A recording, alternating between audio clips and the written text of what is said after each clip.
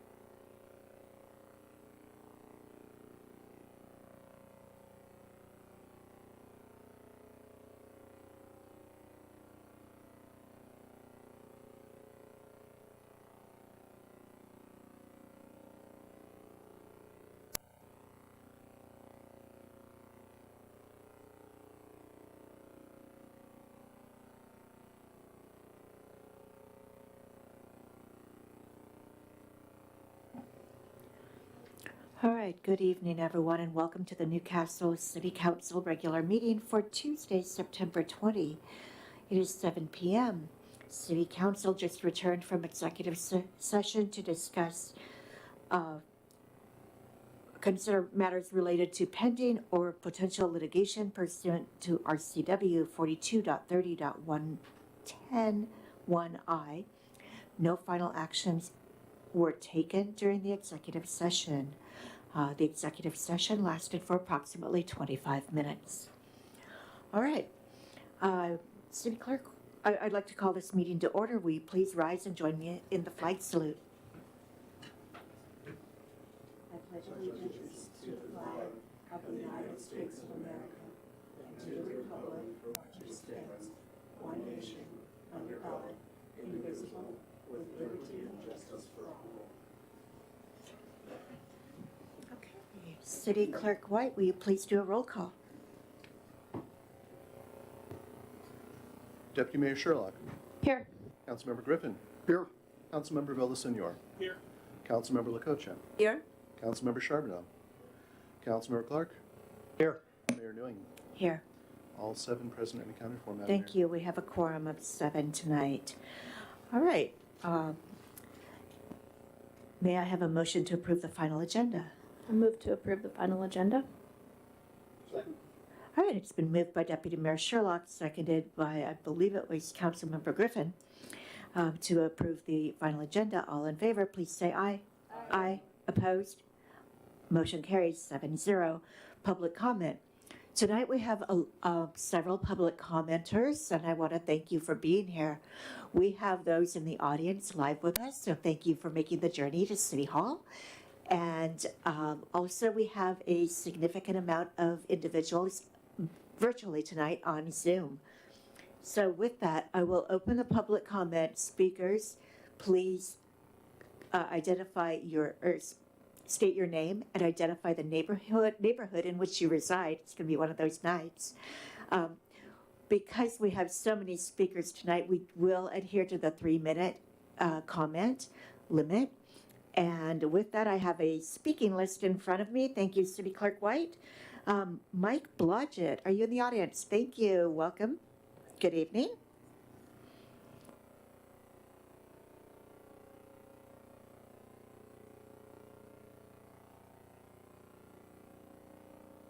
You want me to start over? Mike Blodgett, Newport Woods. I've lived here for 30 years plus. I'm here to talk about the slurry project that is disastrous. I feel like I was misinformed. I thought it'd be a smooth surface, not happening. And the loose gravel and rocks that are still present, to me, is a liability for the city, because the rocks, the little ones you slip on, the ones sticking up an inch out of the ground are bad for your car. So that bothers me. It also, it's just really not satisfactory. I talked to Katrina Lynch at the aptly named Doolittle Company Construction. She said after 2 weeks, you would not notice the roughness. It's been a month. There's no improvement. So I'd like invite you to drive those streets and really check it out, I'd also like to comment on Kerry Sullivan from the city. He's been a great help. He's answered every question, and they're forthcoming, not hiding anything. So I want him to be recognized. But I'd like the council to take action, or at least have consideration to fix that. I wouldn't want to be here for 30 years. I think it lowers our property values. I don't believe you would put this in the Highlands of Newcastle, Olympus, up by the golf course. Drive it and you'll know why. Thank you. All right, thank you. Next on my list is Len Troutman. Mr. Troutman?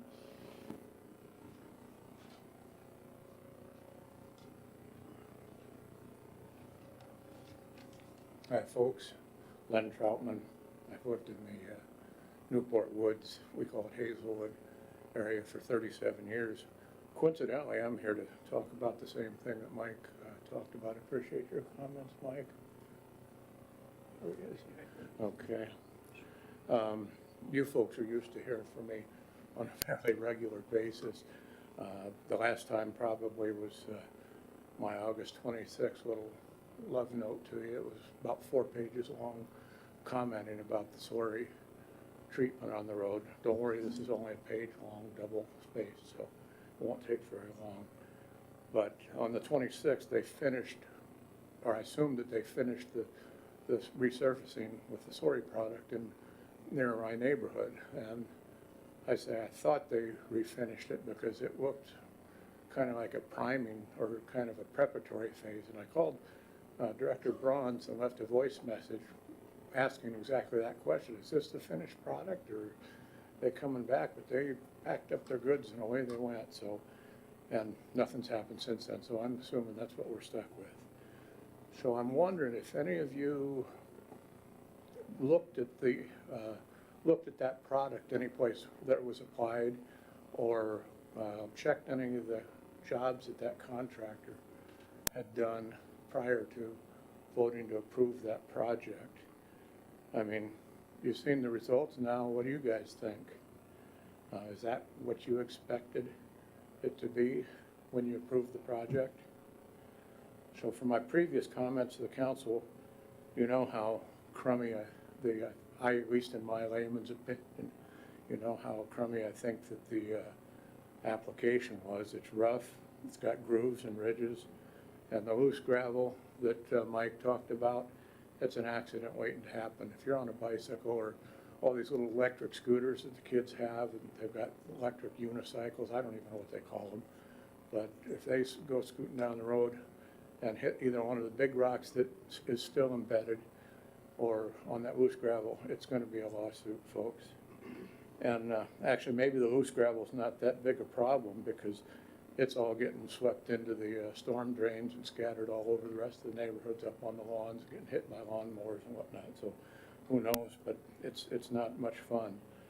So it just appears that reasonably serviceable roads were turned into rough, unsafe roads as a result of this process. And that happened, I mean, this wasn't cheap. It happened at considerable taxpayer expense, including the expensive survey and study that you guys had done to end up recommending and ultimately approving this product or the method to do it with. So, you know, respectfully, I think you were sold a bill of goods. And, you know, also, again, respectfully, we want our money back. You know? Okay, you need to wrap up your comment, please. Yes, ma'am. I wouldn't treat any more roads in the city with this. The tar and feathers will end up in City Hall instead of on the roads. Thank you. Kathleen Fudge. Ms. Fudge? And just as a reminder, I know a couple people have signed up coming in. We will catch you. We are monitoring that second sheet of public commenters. And one more short reminder is I neglected to mention any public comment that you might have on the ordinance tonight regarding the tenant protection. We will take those comments now during the regular public comment session. Your next public comment session would be at the end of the meeting following our discussion on that item. I'm sorry, Ms. Fudge, go ahead. Is this ready? My name is Kathleen Fudge. I live at 7328 125th Place Southeast in Newcastle. I've been a resident for 36 years. I also want to comment on the new roadway. I want to show you a couple of little tiny pebbles that blew into my yard from the street as people drove past. I also want to comment first on, I was on vacation when this project first started, and they were repairing a square piece out in front of my yard. And when they did that, little pieces of cement blew off into my car.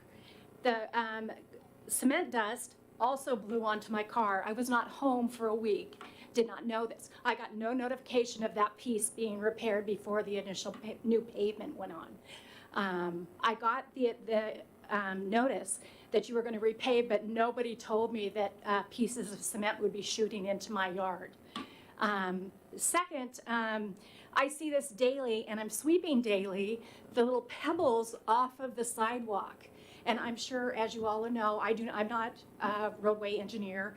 I am not a pavement person. I don't do concrete, but what I do is litigation, and I do know about liability. And this is a liability right here. As you're walking down the street, chunks of this material are falling out. And it's an issue. It's a huge issue, and it's a liability for the city. And I'm going to keep these. And I'm telling you right now that if I see something happen to one of the children that walk next to Donegal Park and they get hurt, and I see them get hurt, and it's because of this roadway, I have taken pictures. I've taken pictures of my car. You will get a claim on the issues with my car, and I will provide that to that parent or an individual that may be hurt. And I just want you to be aware. I'm not threatening. I just feel an obligation to the residents of Newcastle to let you know that this is an issue and it needs to be dealt with now before you have problems. So thank you for your time. Thank you, Ms. Fudge. Janet Zimmerman. Okay. Good evening, Newcastle Council, and thank you for allowing me to speak. My name is Janet Zimmerman, and my family has been there in Newport Woods since 1967. And yes, I agree with everything that has been stated before me. One other item that I have a question on, were bids obtained not only for the slurry style of repaving, but for the style of resurfacing that we've seen at our local QFC parking lot and also in the Renton Highlands. And I was just wondering about the bid process and the difference in price between these two styles, or maybe more styles, of resurfacing streets. It is embarrassing. There in Newport Woods, I've seen the homes now selling for over $1 million. And it is an embarrassment. This new, I call it the lump and bump road. Because there are things that are sticking out from the road, and I agree about the concern for litigation with our city of Newcastle if some bicyclist or walker or motorcycle person falls after coming across some of these lumps and bumps. So I am wondering also, this slurry project, did it result as was expected by whoever made the decision to go with this company and this style of resurfacing? Well, I'm so sorry that it happened, and I hope that there can be a satisfactory resolution. Thank you so much for your time and listening. Thank you, Ms. Zimmerman. Carol Simpson.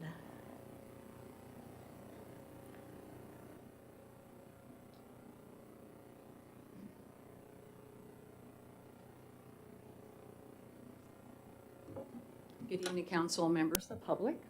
I'm Carol Simpson. I live in the Olympus Vineyards new neighborhood. First of all, I want to welcome Scott Pingle as our new city manager. This is his first public city council meeting, and good luck. You already have your work cut out for you. Second, I'm concerned about the quality of our council. Yesterday, I got up at 2 a.m. to watch the funeral of the Queen Elizabeth, which had been planned for 30 years, I heard. It was well orchestrated. It was beautiful. She was 96. We knew she was going to die. And I was very touched. And the world offered their condolences to the royal family.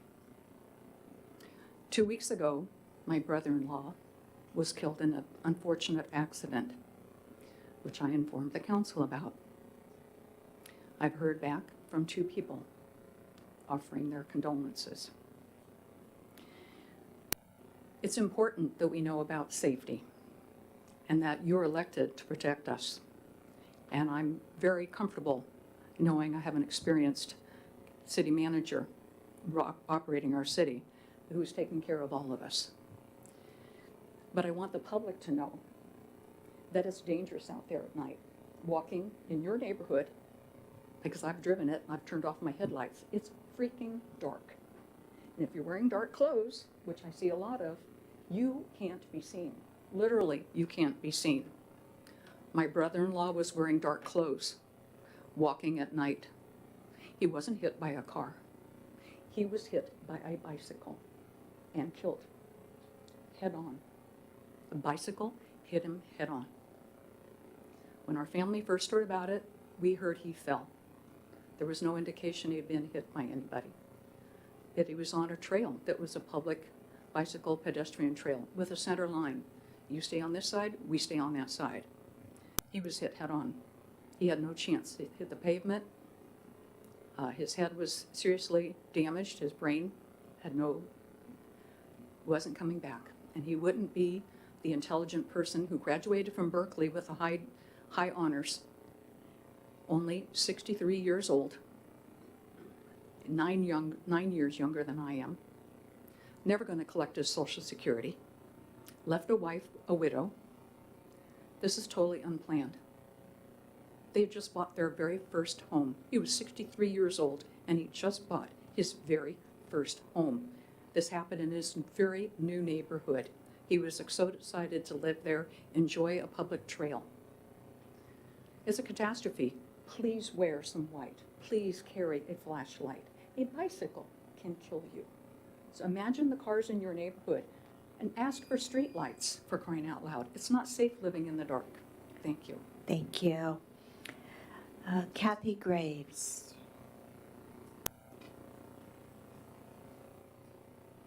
Hi, I'm Kathy Graves. First, I haven't been on a microphone for a long time, so I have been in Newcastle for 28 years, raised my family, love the neighborhood, and I'm here to complain about the street. It's unacceptable. I have been in real estate for 14 years, and I've driven on every road you could possibly think of. And when I get back onto the road that I'm on, headed to my home, I feel like I should be out in the country somewhere. I back up everybody that was here. It's absolutely horrible. And in my life, it's unacceptable. And so I'm hoping that you all can come to some agreement or some way of fixing it, because I wouldn't send my kids out on their bicycles on it. I wouldn't ride my own bike on it. I've seen the rocks that Kathy is talking about. They're huge. And so I just back up everybody, and I hope that, obviously we can come to some agreement that there is a fix for it. Because we're all gonna, at one point, try and sell our homes. And honestly, go out and drive it. It's horrible. So, appreciate your time. Thank you so much. Back up all my neighbors. Thank you. Kelly Clark. Sorry, Madam Mayor, I was just here, I thought we just had to sign in, I didn't know that. You don't want to come and say happy fall or anything? Well, thank you for signing in. Madam Mayor, she's a troublemaker. That's what I heard. All right, Claudia Hershey.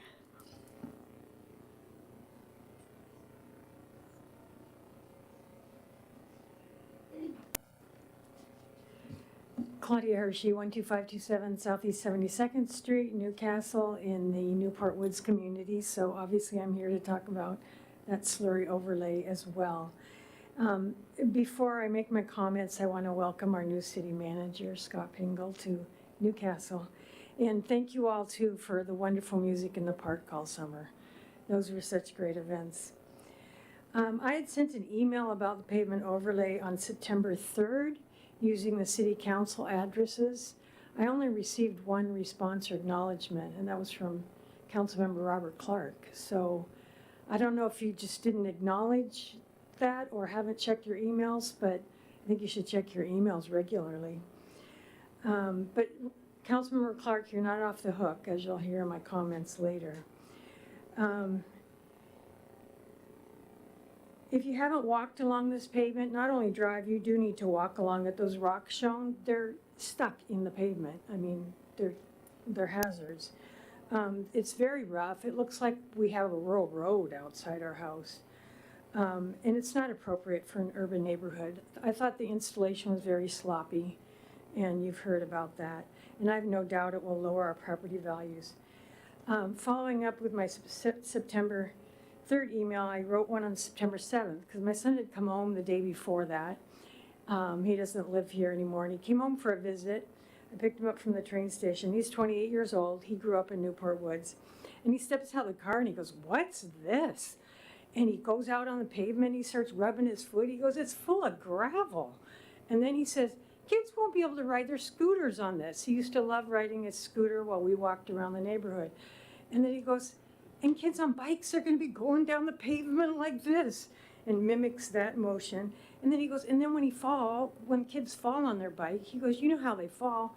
And he mimics falling with the heel of the hand in the pavement. He goes, "They're going to have a bunch of gravel stuck in their hands when they fall." And then he said, "Bicycle and scooter tires are not like car tires." And then he finally said, "This looks like the pavement has gone backwards, not forwards." And this is why our property values will decrease. People will be shopping for homes in our neighborhood and say, "I don't want my kids on this street." But having said this, I do not blame city staff, and I don't want to hear council members blaming city staff. It lies with the council to appropriately fund our city streets and being able to, I'm sure this was an inexpensive solution. I'm sure it made sense, given the context. And so it's your responsibility to fund it. I know a lot of you campaigned on no taxes, taxes are bad. I think we could all appreciate having paying some taxes to have appropriate street in front of our homes and actually benefiting our property values. So, it's up to you to rectify the situation and make sure that we're treated in our neighborhood the same as all neighborhoods with pavement overlays. Thank you. Thank you. All right, Ginger Lang. And I'm not sure, I think you came in a little bit after, but if you could please state your name and the neighborhood in which you reside. And you know what, I think you said that the people here about the landlord tenant are later. No, you can give your comment now, actually. Okay. Now would be the appropriate Okay. time, and you have 3 minutes. Okay, thank you. Thank you. So my name is Ginger Lang, and I moved to Newcastle in 1991 with my husband and infant son. And we bought our first home in China Creek for $249,000. Beautiful 5-bedroom home on 1/3 of an acre. And a few years later, as our family grew to 4 children, we moved up the hill to a slightly larger home that we paid $500,000 for. I'm an RN. I work in 2 of the local East Side hospitals. If you see me, it's not a good sign. I deal with the worst catastrophic injuries at both hospitals or obstetrical problems that we have. Anyway, that's not my point. I served as a flight nurse in the Air Force, and in my spare time, I love to travel overseas to disasters, humanitarian relief. I went to Nepal for the earthquakes, Saipan for the typhoons. I was here for the Oso mudslides, and on and on and on. After being away for a few years, in 2008, the crisis took our family business and kind of caused, I would say, financial hardship with our family. And my husband and I, we're scrappy people. We clawed our way out of it. I don't have a problem working. I love to work. That's not a problem for me. Newcastle is where I raised my 4 children. And a few years ago when I moved back here, I'm not able to purchase a home, obviously. The home prices are certainly out of my range. And having said that, I want to say that I have a six-figure income. I'm not, somebody working for minimum wage, but I'm currently paying, I'm renting a townhouse, I'm currently paying $3,000 a month for that townhouse. That's more than my neighbors have told me, more than a lot of my neighbors are paying for their mortgage. And it's been really difficult. I have no rights as a renter, if you will, in the neighborhood. I am not allowed to, I don't have a voice on the homeowners association. And it's hard. It's hard after you've been a homeowner to then be a renter. And I say renter because it has a certain social stigma in this area. It just does. That's just the way it is. Last year, my landlord wanted to raise the rent 10%, and I took them to task, and we went round and round and finally agreed on 5%. I want to say that my landlord and his wife have never lived in Newcastle. They actually are fairly new to the country, and they... And we need you to wrap I up, will. please. They sure. Yeah, sure. Yeah, you should, yeah. Okay, Matthew Lang. It's less Okay. emotional. Hi, my name is Matthew Lang. I'm a former resident of Newcastle, raised by this lovely woman, my mother. And I'm going to finish reading her statement, if that's all right with you.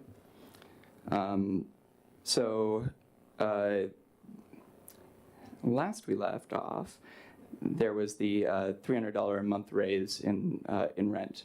These folks, they live in Shoreline. They do not live here. They never actually want to come here. They offered to forfeit their right to be a voice on the homeowners association to my mother, but the homeowners association rejected that offer. So here's the email that she received from them in May. Hello, Ginger. Sherry and I are very appreciative to have had you for nearly 2 years. After careful assessment of the outlook for our property portfolio and family growth, we have to conclude that it is time for us to put off our property from the rental market, starting as of January 1st, 2023, so as to remodel and repair the unit for a more suitable and desirable purpose, whatever that means. As such, the lease will not be renewable annually, and your current lease ends on December 31st, 2022. Until then, there would be over 7 months for you to find a rental alternative. We are terribly sorry for the inconveniences caused and sincerely hope you will find the most desirable place and time. In the meantime, please do not hesitate to let us know if you need more time to find a new place or if we can be of further assistance. Sincerely yours. Here is the explicit law surrounding just cause evictions in the state of Washington as of 2021. Getting a lease termination. You changed the copy paste that I put in there. Love you, Mom. So basically what the just cause laws say is that you have to receive a paper notice. This was an email, and there was, I believe, a text message conversation, but no paper notice. This is an eviction without just cause. They just hope that she's going to go away, basically. So if no paper notice was provided, the landlord is not following ethical or lawful standards of eviction. And if we cannot expect them to follow them as they are now, how can we trust that that's going to be the case here in Newcastle in the future, especially people that don't have a stake in this community? For people like my mother, we need to strengthen our renter protections. We need to make sure that people like her who have invested for almost 3 decades in this community, who raised her children here, who went to Newcastle Days the other night for, the 25th time? These are the people you need to make sure stay in this community. Thank you. Thank you, Mr. Lang and Ms. Lang. Laura Peterson.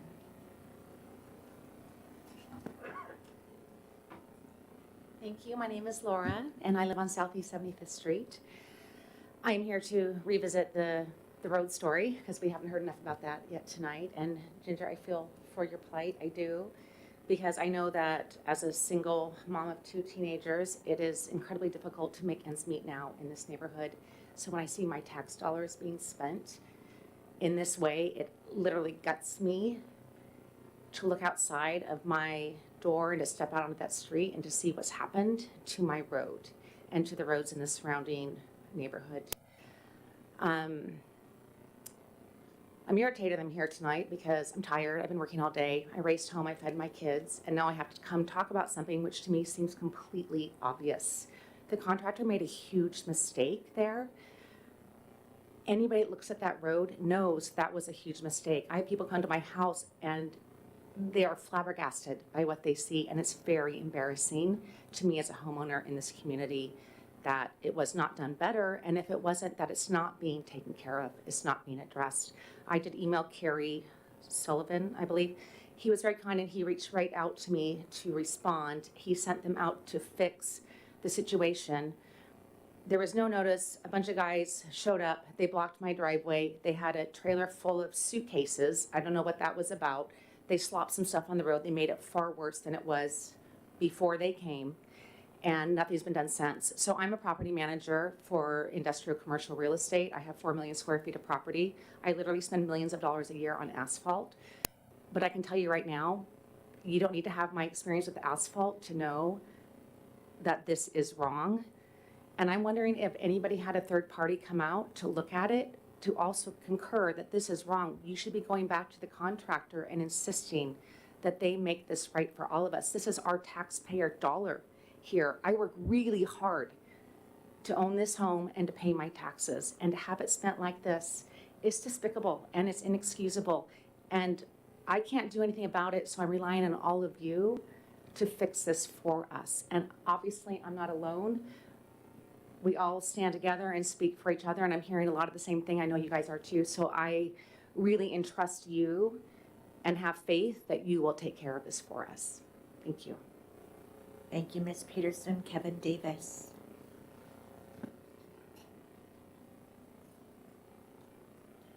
Hi, I'm Kevin Davis. I live right up the street, 7412 127th. So literally when you pull out of here, if you take 2 rights and go 30 seconds, it's up the hill. Okay, my house is in the one in the cul-de-sac there.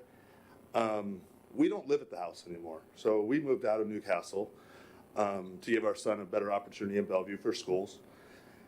And I've always looked at Newcastle as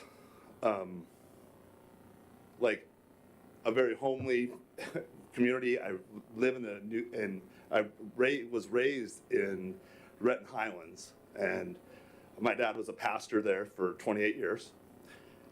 So this, in my opinion, this is like a high quality of living that we have here, right? And so I think we're used to having a standard that's way higher than what we have on the streets right there. I actually just gotta laugh about it because I don't live there anymore. And when I came home the other night to deal with a deal with our renter, an issue that I had with a water leak, it's the first time I saw it. And I fell. So, you know, getting out of the truck, on the gravel, getting out. And I've had both my hips replaced. I'm sore right now, and I'm really trying to figure out how to actually handle that, to be honest with you guys. As an ethical person, I don't like to take advantage of anything, and any type of lawsuits and stuff is like just comes out of our community. It just comes out of our money. Our insurances go up, so it's not safe. I'm an example already, so you're probably going to have to deal with it one way or another already with me because I don't know how to deal with it myself. I like these guys. This is the first time I've come to a city council meeting. I don't. You know, nervous talking maybe a little bit in front of everybody because I didn't have a plan here, except just to say, if you go see it, you wouldn't put it in front of your houses. And I don't know, I can look each of one of you, I don't know you guys at all. You wouldn't put it in front of your houses. So not only is it not safe, it's just not a standard of Newcastle wants to be at. You go to I do business down in the South Park, which as far as I'm concerned is the ghetto. And their streets are better. Mayor, you gotta do something. I don't know what the deal is, but don't let them keep doing the streets like they are. Even if I don't live here, they're ruining your city.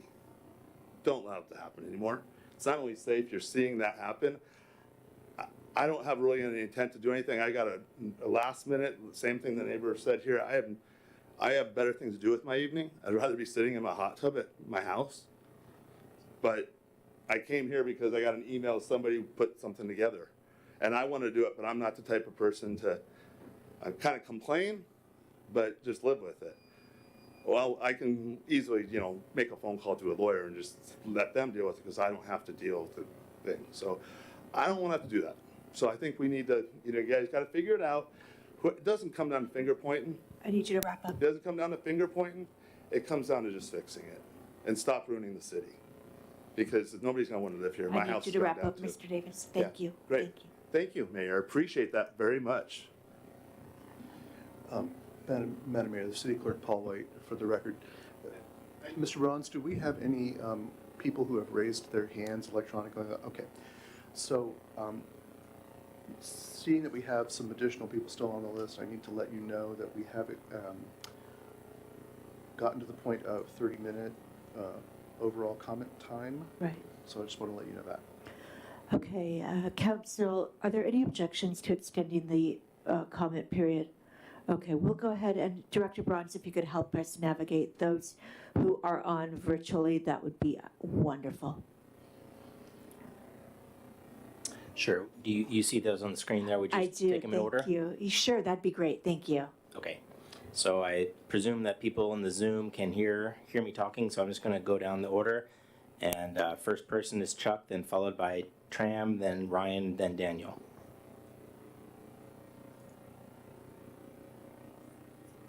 So you just need to unmute yourself. Just as a reminder, while he's unmuting, again, 3 minutes for your comment, and please state your name and the neighborhood in which you reside.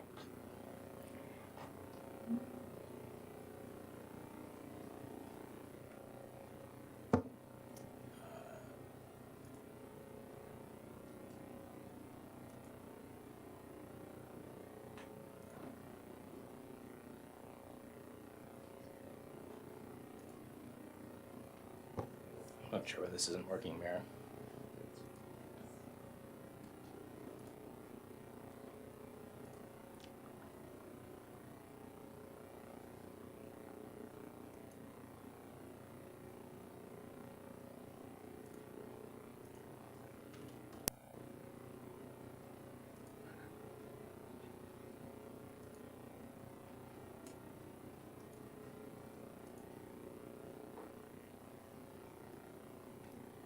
It's on there, but it's not.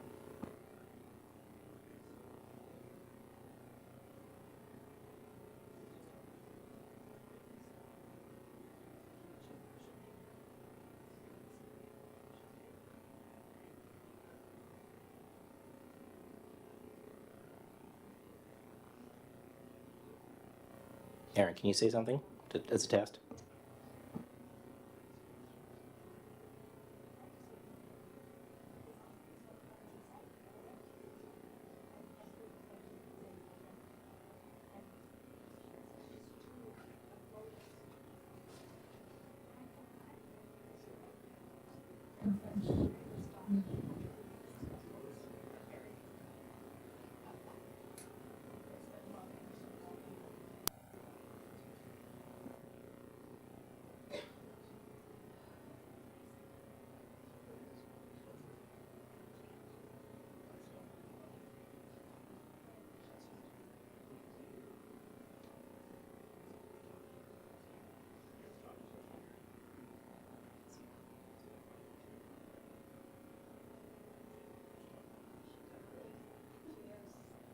He might be muted on his end.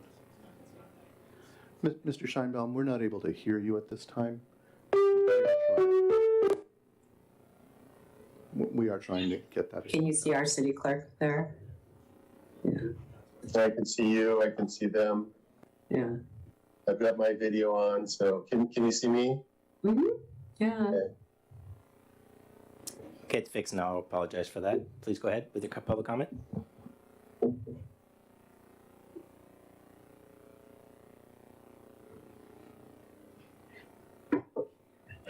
You can proceed, Mr. Scheinbaum.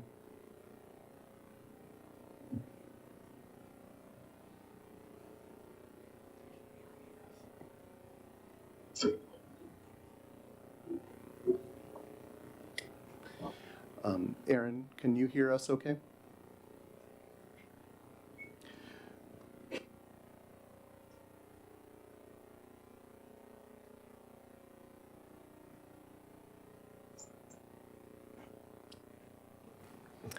Can you hear this, Aaron? Yeah. Okay. Can you hear me? Yes, please go with your public comment, Mr. Scheinbaum. Can you hear me at this point? Yes. Okay, great. So, yeah, it's been great to have the people before me pave the way, so to speak. The streets are, I live in the area where the slurry was put down, and I'm trying to think of something to say that hasn't already been said. It's horrific, and I think one of the things that really points that really rings true is that you would not want this in your street. It would be unthinkable that something like this would be put down at the reserves or in the Highlands or in China Creek. It's just unfathomable. People's heads would explode. It is such a backward, horrible solution for a road. And I haven't seen this anywhere. And, I may be wrong. When I called and spoke with Carrie a while back, I asked, well, where has this been done before? Where can I go and see? Supposedly it's going to get smooth after, a few weeks. Where can I go see this? And there is nowhere that I was told where I could go see this. It hasn't been done before. It hasn't been done in our area. And that our streets were the first ones in Newcastle to experience this. And I just, it's baffling as to why this would be tried if it's nobody's looked at it before. So that's some great input that's already been given. Also the fact that it's dangerous and unpleasant in property values. To me, streets and sidewalks and trees, our parks, our trails, these are the things that are important. And to, try to save money on, putting some crap down on the streets to get another 5 years out of them, or whatever the plan was to extend our streets for another X number of years it's just a waste of money. I don't know that our streets have ever been paved since the time that the community was built in the 60s. I've been here for 20 years and we've never had any repaving or anything on the street. So I'm not sure what, we're trying to save money, but in the long run, it's not saving any money. And we have to live with it. It's just not fair. It's wrong. And it needs to be fixed. So I really appreciate putting us right to the front of the line before anything else is done and any other roads are repaved. Ours needs to be redone. Thank you. Thank you.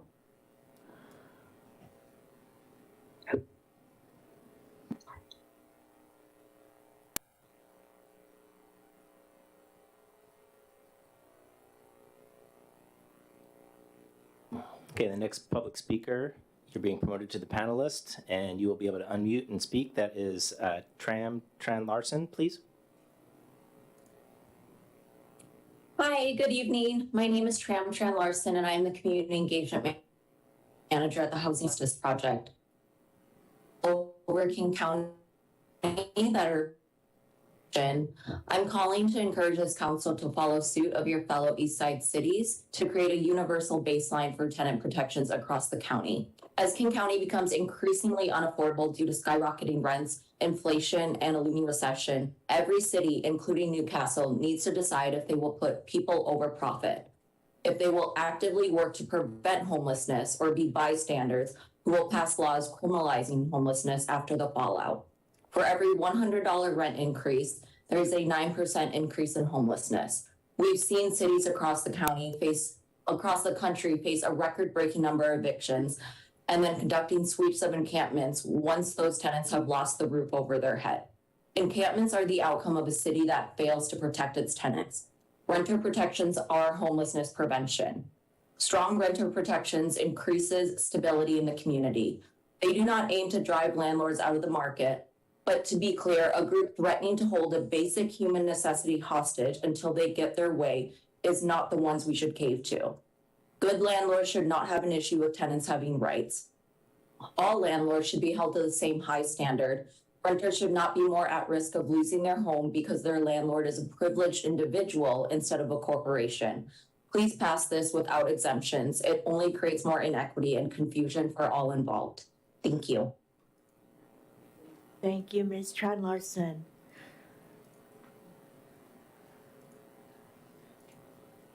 Next will be Daniel Banyan. You please unmute and you can make your public comment. Hi, can you hear me? Yes. All right, perfect. Hello, Council. My name is Daniel Bannon. I'm a resident of Ballard, and I'm calling in today on behalf of the Rental Housing Association and over 5,000 members from across the state. I'm here today to urge the City Council to not pass the proposed ARCH recommendations, specifically the requirements for 120 or 180-day notice for nearly all rent increases, and a limit on late fees. Both a 120-day and a 180-day notice requirement for rent increases do not allow housing providers to accurately assess their costs increasing or the state of the market towards the end of a lease, which is typically when rents are adjusted. This will result in rent increases that are based on an assumption of what costs might be incurred and the state of the market 4 months down the line. Accurate rent increases are crucial to keeping naturally affordable housing in the market. In most cases, if the market has remained stagnant, many housing providers will choose to not increase rents year over year. And without the ability to accurately predict the market, as well as assess upcoming expenses, many housing providers will be forced to perpetually raise rents in anticipation of rising costs. We've already seen the negative impacts of excessive notice periods in rental markets all over Washington. In Seattle, for example, a 180-day rent increase notice is required, which is one of the factors contributing to the rising cost of rent in the city. Policies that make it more difficult to provide housing have proven time and time again to harm the natural state of the market, and lengthy notice periods for rent increases are one of the main issues the industry is facing. In a survey of our membership in Seattle, 180-day rent increase notices ranked among the top 2 most difficult policies to navigate when operating a rental business. I also speak with our members on a daily basis, and they have communicated to me that it is much more difficult to be flexible with lease terms, specifically lease lengths, when a housing provider must also remain in compliance with excessive notice periods and requirements. Furthermore, a limit on late fees leaves housing providers with virtually no recourse in the event that a resident fails to fulfill their contractual obligation to pay rent. This will damage the efficacy of a lease, as it greatly reduces the incentive for a resident to uphold their end of the contract. I urge the council to uphold the value of a lease, which is a mutually agreed upon contract, by permitting housing providers some form of recourse in the event of a non-payment of rent. It is essential to listen to the voices of small housing providers in order to create policy that preserves affordable rental housing. This policy would put increased administrative burden on housing providers and severely restrict their flexibility. The Rental Housing Association remains available and willing to discuss alternative policies that will have a positive impact on the Newcastle rental housing market. And we urge the council to reach out so we can have these conversations and fix the problems with our rental housing market. Thank you. Thank you, Mr. Bannon. Okay, Amy is it Congus? You're next. Please unmute and you can make your public comment now. Thank you. Thank you and good evening. My name is Amy Kangas. I am a social worker at the Housing Justice Project. We provide eviction defense services for low-income tenants in King County, including Newcastle. I'm calling in today to encourage the council members to pass tenant protections with no exemption for small landlords. All Newcastle tenants, whether their landlord is a corporation or a person renting out a property, deserve the same protections and the same housing stability. Capping move-in costs and security deposits and prohibiting the use of social security numbers when applying for housing are important steps to take so that tenants can more easily move to a new unit when necessary. However, if this protection is only available to certain tenants moving into certain units, the overall impact on housing stability is weakened. Capping late fees is similarly important as a way to avoid further burdening tenants who might already be struggling, but this protection is incomplete if it applies only to certain tenants. Please pass these common sense tenant protections for all renters in Newcastle. Thank you. Thank you, Ms. Kangas.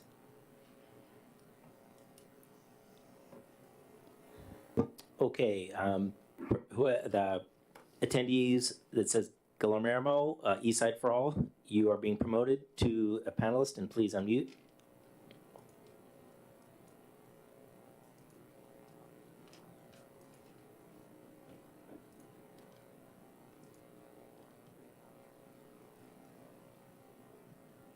Thank you. Thank you, Mayor Newing, members of the council. My name is Guillermo Rivera with Eastside for All. Eastside for All is a racial equity and social justice organization based in East King County. Can you hear me well? Yes. Okay.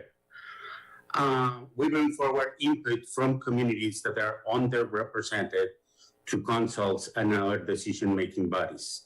It's time to hear from everyone who's part of our communities. I'm here to urge you to pass the tenant protections recommended by ARCH with no exceptions, based on the number of units owned. I want to share one example from Redmond, which passed the full ARCH recommendation. A woman there told me how she was moved because her rent increased more than 50%. She was really happy to find that her new apartment allowed her to pay the moving fees in installments, and now she can stay in the city she loves and where she works. Her new place is owned by a small landlord. If Redmond had passed the tenant protections with an exception based on the number of units owned, she wouldn't be able to afford to stay in Redmond. We also hear the story that Ginger shared, that she, for sure, her landlord, and I'm sure it's a small landlord, or sounds like a small landlord. I'm sure that you know a lot of great organizations that are out there helping with financial assistance. One of them is HopeLink. Last week, I found out that the two top financial need requests are covered to rent increase and moving fees. The people are looking for help for the moving fees. As leaders in Newcastle, you're fully aware on how the complex our region housing crisis is. We just hear from this family that they bought their first house at the age of 62. You are making your decisions to have the most positive impact. We hope that Newcastle will support regional guidance as another cities are doing. In 2019, the King County Regional Affordable Housing Task Force adopted a 5-year action plan to address the lack of affordable housing and the significant problems of cost-burdened households. These tenant protections are not about tenant versus landlords. Tenant protections are the prevention of displacement of 2 of the 7 goals outlined in that plan. We cannot reach affordable housing goal and increase housing stability without stretching protections for tenants. We urge Newcastle to take part in these comprehensive regional strategies that will support Newcastle renters who make over 25% of the households in Newcastle. And we need you And to wrap help up. Newcastle meet its affordable housing goals. When you will pass tenant protection without exception, you will be helping communities that love Newcastle. They love it because they work there or close by, and they love it because they love their schools. We just hear from another person that he feels like at Newcastle. Guillermo, we need is the you to city. wrap up. Let me just finish really quickly. Landlords are treating to sell their properties because these small protections, they're for sure not aware how many tech workers are planning to arrive in the next few years. Exceptions will come. Guillermo, we need you to wrap up, please. Well, I only just thank you for your time and energy to pass the arch protections without no exceptions. Thank you. Thank you. Okay, Jim Henderson, you are next. Please go ahead and unmute and offer your comment. Thank you, Madam Mayor. Thank you, council members.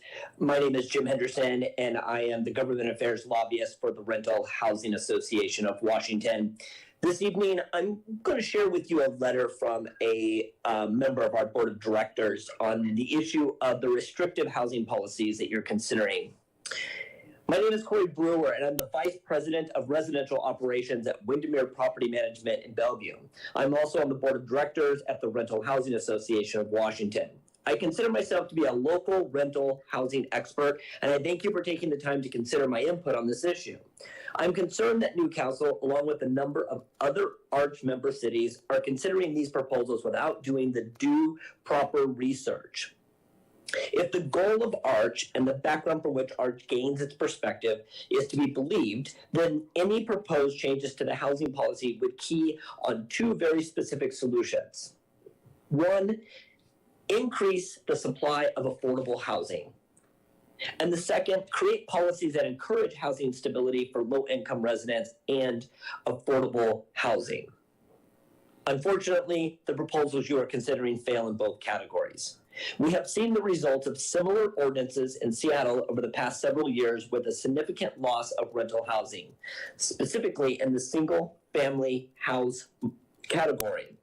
Housing that is suitable for larger households and families that require 3 or more bedrooms. To the untrained eye, the proposal before you might not seem very drastic, but perception is reality, and when risk is increased, housing providers move on, leaving renters with fewer and therefore more expensive housing choices. Over the past 10 years, 198 homes in Newcastle with at least 3 bedrooms have leased through the Northwest MLS listing services.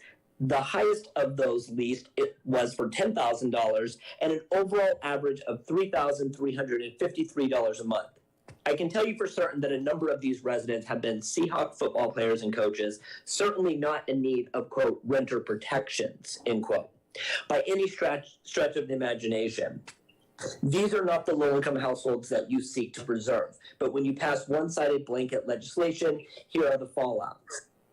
Housing is in all price points is lost, prices go up, the renter with greater financial means end up leasing lower priced homes, and they're overqualified because there's little else for them to choose from, resulting in fewer housing opportunities for very people that you intend to support. Not to mention that Newcastle will become a much less attractive place for future investment in rental housing, which again speaks to criteria number 1. Will these policies increase or decrease the housing supply? Thank you for your time this evening. Thank you, Mr. Henderson. Next public comment will be from Katie Wilson. Please unmute and.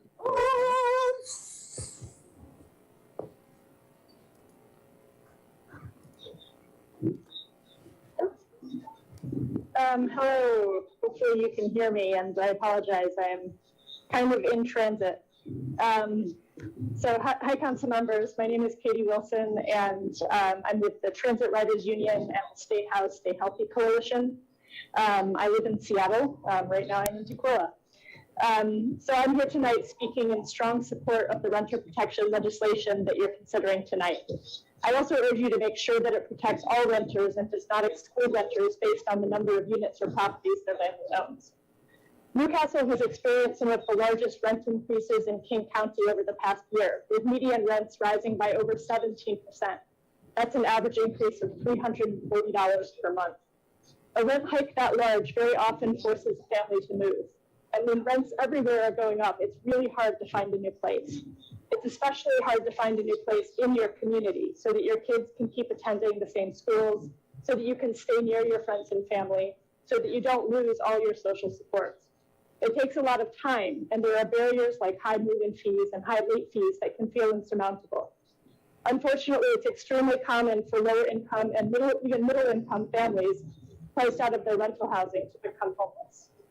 The legislation you're considering tonight can help by giving renters more time to find new housing and limiting move-in costs and late fees to a reasonable level. It will mitigate some of the harms that renter households are experiencing right now. It will help increase housing stability and keep families and communities together. Newcastle, as you're considering this legislation for the city of Newcastle, you're not alone. With the Stay Housed, Stay Healthy Coalition, we're working with cities around King County to pass similar protections. We applaud Newcastle's leadership, and we hope you'll set a strong example for other cities around the county so that ultimately we can establish a baseline of protections that every renter can count on. We would love to get all these protections passed statewide, and there will be opportunities for that in the future, but many cities taking action locally is a necessary first step that can help to move mountains in Olympia. We urge you to make sure these protections apply to all renters, regardless of how many units or properties their landlord owns. There are many problems with introducing loopholes, and I hope you've had a chance to read the letters both from our coalition and from the Low Income Housing Alliance explaining some of them. One is enforceability and transparency. Landlords who own multiple properties often put each under a different LLC, and their tenants have no way of knowing how many properties their landlords own. Most importantly, these protections are modest and not difficult for landlords to comply with. All the other jurisdictions that have passed them were also under pressure to consider exemptions and to water them down, and all of them wisely opted to make these protections universal. We strongly urge you to do the same. Thank you so much for considering these really important and basic laws, and yeah, thank you for hearing our comments tonight. I know it's been going on. Thank you, Ms. Wilson.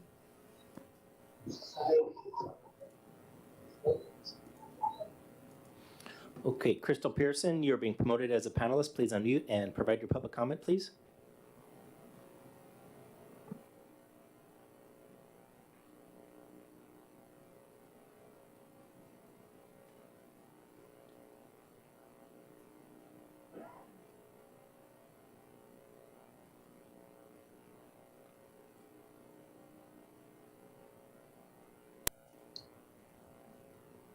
Can you hear me?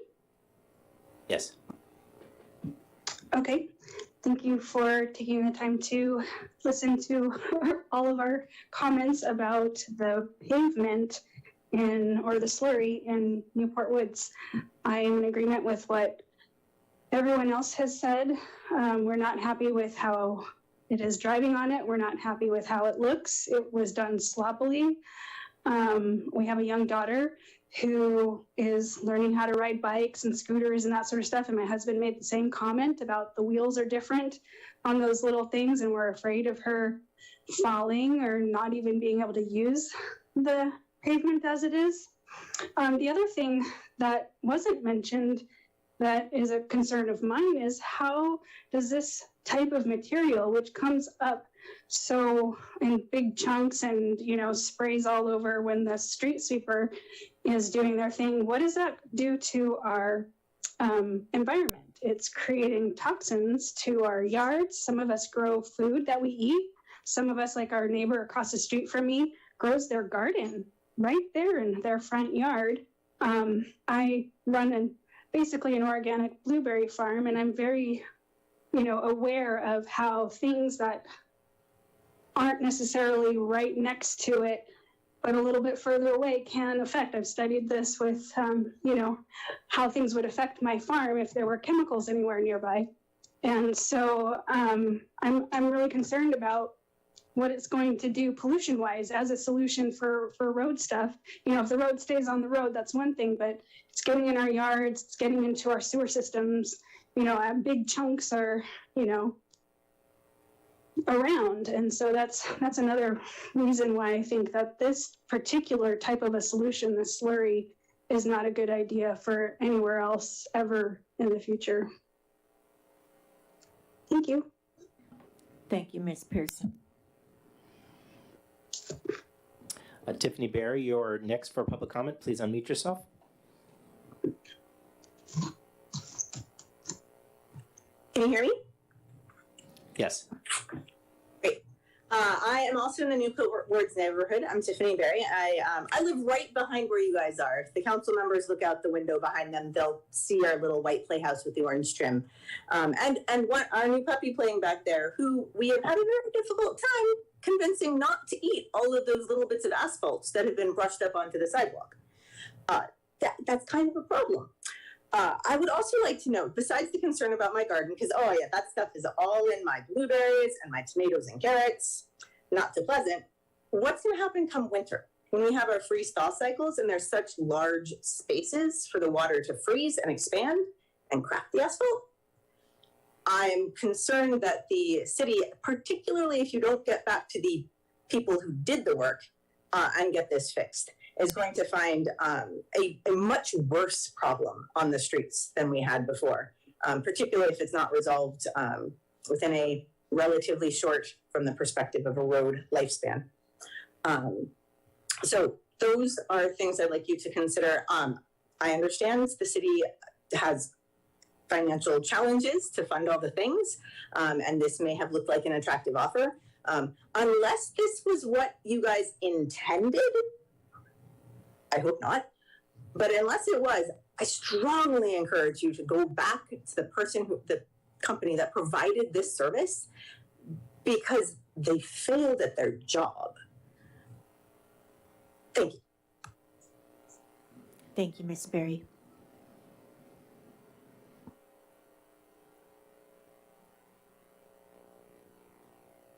And Ryan Mackinster, you are next. Please unmute yourself and provide your public comment, please.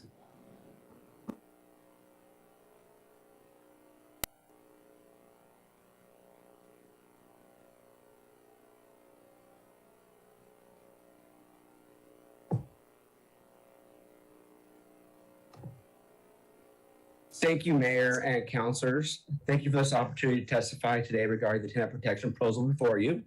For the record, Ryan McKinster, I'm Director of Government Affairs with the Washington Multifamily Housing Association. Since I've already submitted a letter outlining the concerns of our association and our industry, in the interest of time, I'll not be speaking to the concerns already raised, but I will point out an issue with the bill as currently drafted. While the ordinance effective date will not be established until adopted, let's, for sake of example, assume that ordinance is adopted today with an effective date of September 25th. On September 25th, any increase that's over 3% would require a 120-day notice. From a legal perspective, that increase would have to have been noticed on May 28th, an impossible task since the law had not even been contemplated yet. Without a way to legally comply, the council will have, by default, capped rent increases to 3% or less until 120 days after adoption of the ordinance has passed. Basically, 150 days is the first day a housing provider could legally comply with notification requirements, which would in effect be rent cap, otherwise known as rent control. This is prohibited by RCW 3521-830. Rent control, even adopted for 1 hour, let alone 115 days, is still rent control and prohibited by state statute. I would encourage you to reconsider this. As I pointed out in my letter, the proposal put forth by Arch, and which you are considering, is based on emotion, rightly so, and ideological beliefs, but not based on statistical, methodological, or outcome-based solutions. And as this issue points out, it also lacks sound legal review. I encourage you to seek out well-crafted, vetted solutions with full stakeholder input from everybody involved, Arch, tenant protection advocates, as well as those in the housing provider industry, before codifying anything into law. Thank you very much for your time today. Thank you, Mr. McIntyre. Director Bunce, we're good? Okay. All right, I will close the public comment. We do have somebody in the audience tonight. Kelly Nomura, welcome. And Kelly Nomura is here to accept a proclamation for 2022 National Recovery Month. And I will just read it quickly here. whereas behavioral health is an essential part of one's overall health and wellness, and whereas the COVID-19 pandemic has had and continues to have a profound effect on mental health and substance use, with increasing numbers of people experiencing anxiety, depression, loneliness, and whereas an estimated 575,000 people in King County are affected by these conditions, and whereas preventing and overcoming mental and substance use disorders is essential to achieving healthy lifestyles for individuals, families, and entire communities. And whereas connection and community are critical components of recovery in our local area and across the nation. And whereas we must encourage relatives, friends, and neighbors of people with mental and/or substance use disorders to recognize the signs of a problem and guide those in need to appropriate treatment and recovery support services. And whereas prevention of mental health and substance use disorders works, treatment is effective, and recovery is possible. And whereas to help more people achieve and sustain recovery, the United States Department of Health and Human Services, the Substance Abuse and Mental Health Services Administration, the White House Office of National Drug Control Policy, King County, and the City of Newcastle invite all residents of Newcastle, Washington, to participate in recognizing National Recovery Month. Now, therefore, I, Linda Newing, Mayor of the City of Newcastle, proclaim that the City of Newcastle declares the month of September 2022 as National Recovery Month in the City of Newcastle and calls upon our residents to observe this month accordingly. Ms. Nomura, Ms. Nomura is the Director of King County Department of Community and Human Services. Welcome. Thank you for your patience.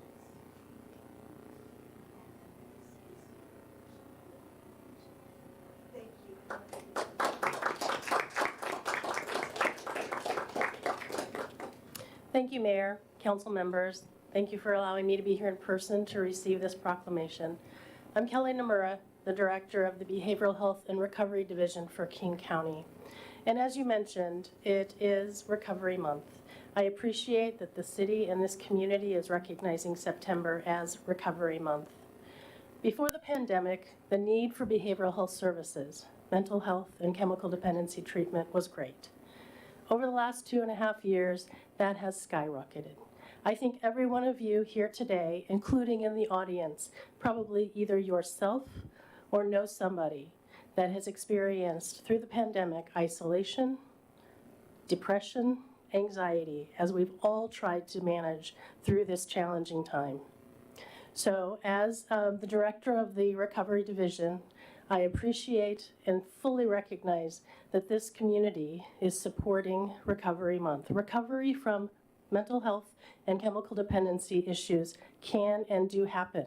And it's when communities and individuals stand up for treatment and reducing stigma that we can continue to make progress every day for individuals, families, and our communities. So thank you so much. We're receiving these proclamations from the cities all across King County, and they're very important to everyone in recovery. It sends the message that recovery can happen.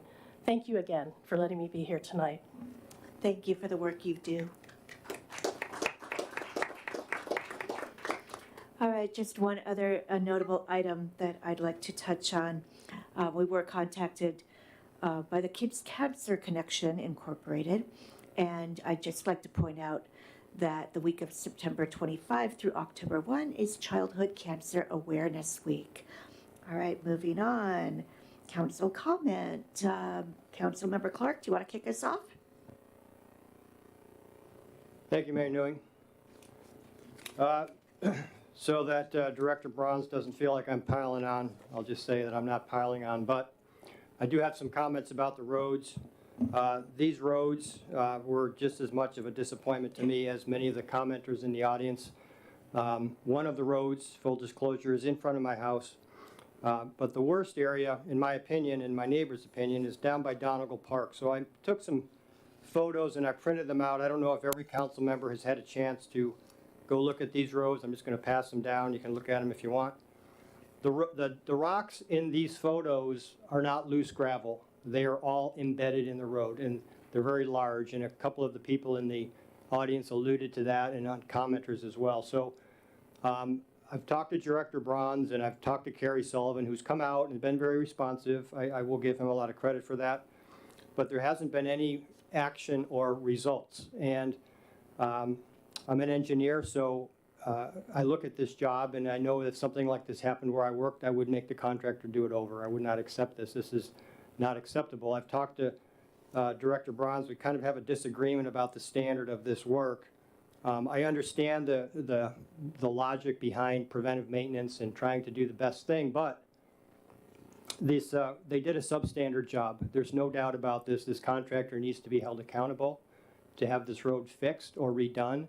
The rocks you see in those photos could, in my opinion, should be scraped up, graded down, ground up, or whatever the proper terminology is. I'm an electrical engineer, not a road engineer, but it needs to be redone. So I strongly encourage Director Bronze, who I've talked to and who's been responsive to me, but I'm disappointed in the that we need to accept this is what the answer that I've received. So I'd like the city manager, the city attorney, and Director Bronze to please put your heads together. We have to have a recourse for this issue.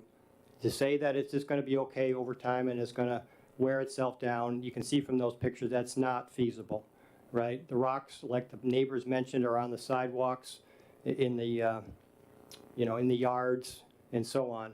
And we can do better as a city. It's embarrassing. And this contractor was clearly at fault. I'm not going to bore you with the the sections of the contract and the standard, but if you look at the road and read the standard, it clearly is that they don't match. So I would please encourage city attorney, the city manager, and the public works director to come up with a solution that involves actual action and not, well, it's going to get better over time. So that's enough on that from me. My last comment. Some of you know, maybe a lot of you don't know, but I'm privileged to be part of an honor guard at Tahoma National Cemetery.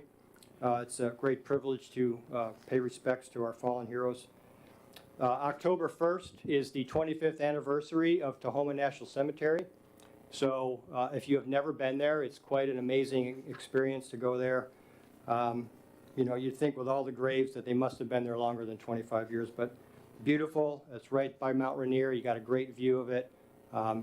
There's a ceremony on October 1st, so there's also great services on Memorial Day and Veterans Day. So if you've never seen one of these crown jewels of our, Pacific Northwest, I encourage you to do so.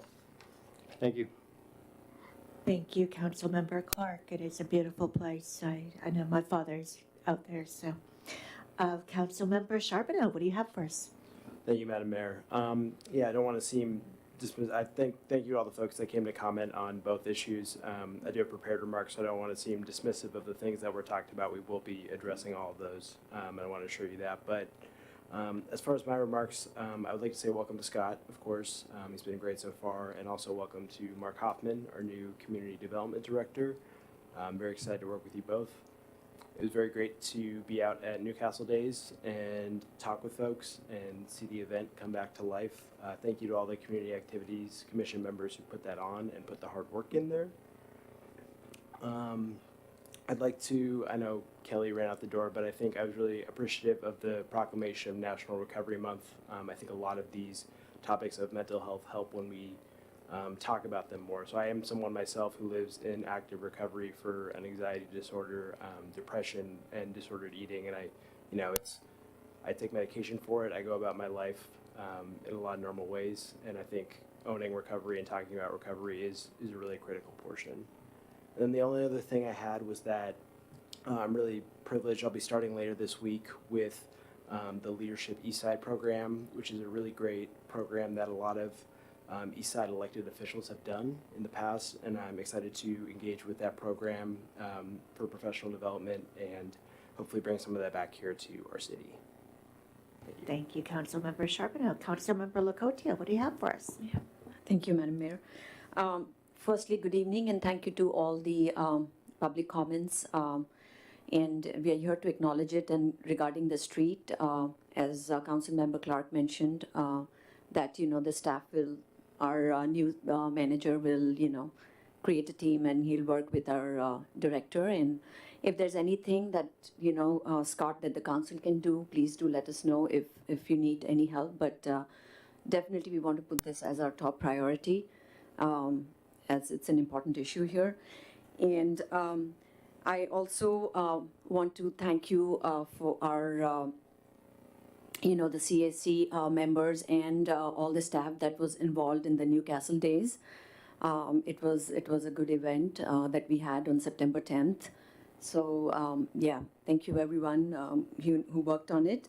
And just a little request. I know that the last meeting was canceled. The council didn't have any idea. So my request is from future, if we can work as a team and if the rest of the council can be consulted, because there are a lot of items which are pending in our planning calendar, and some of them are related to public safety, and it is still trying to get on the agenda, and we don't know how to get it. And I think given public safety, it should be our top priority. So hopefully we can bring that up in our future meetings.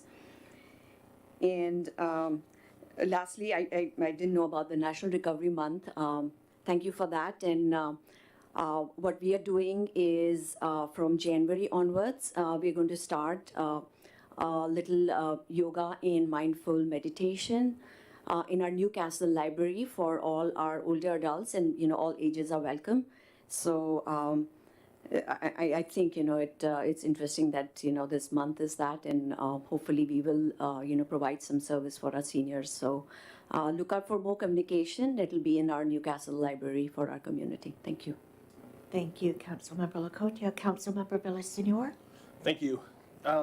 My initial comment was going to be about Newcastle Days, and it's a wonderful event, and I'd love to see that the community comes together.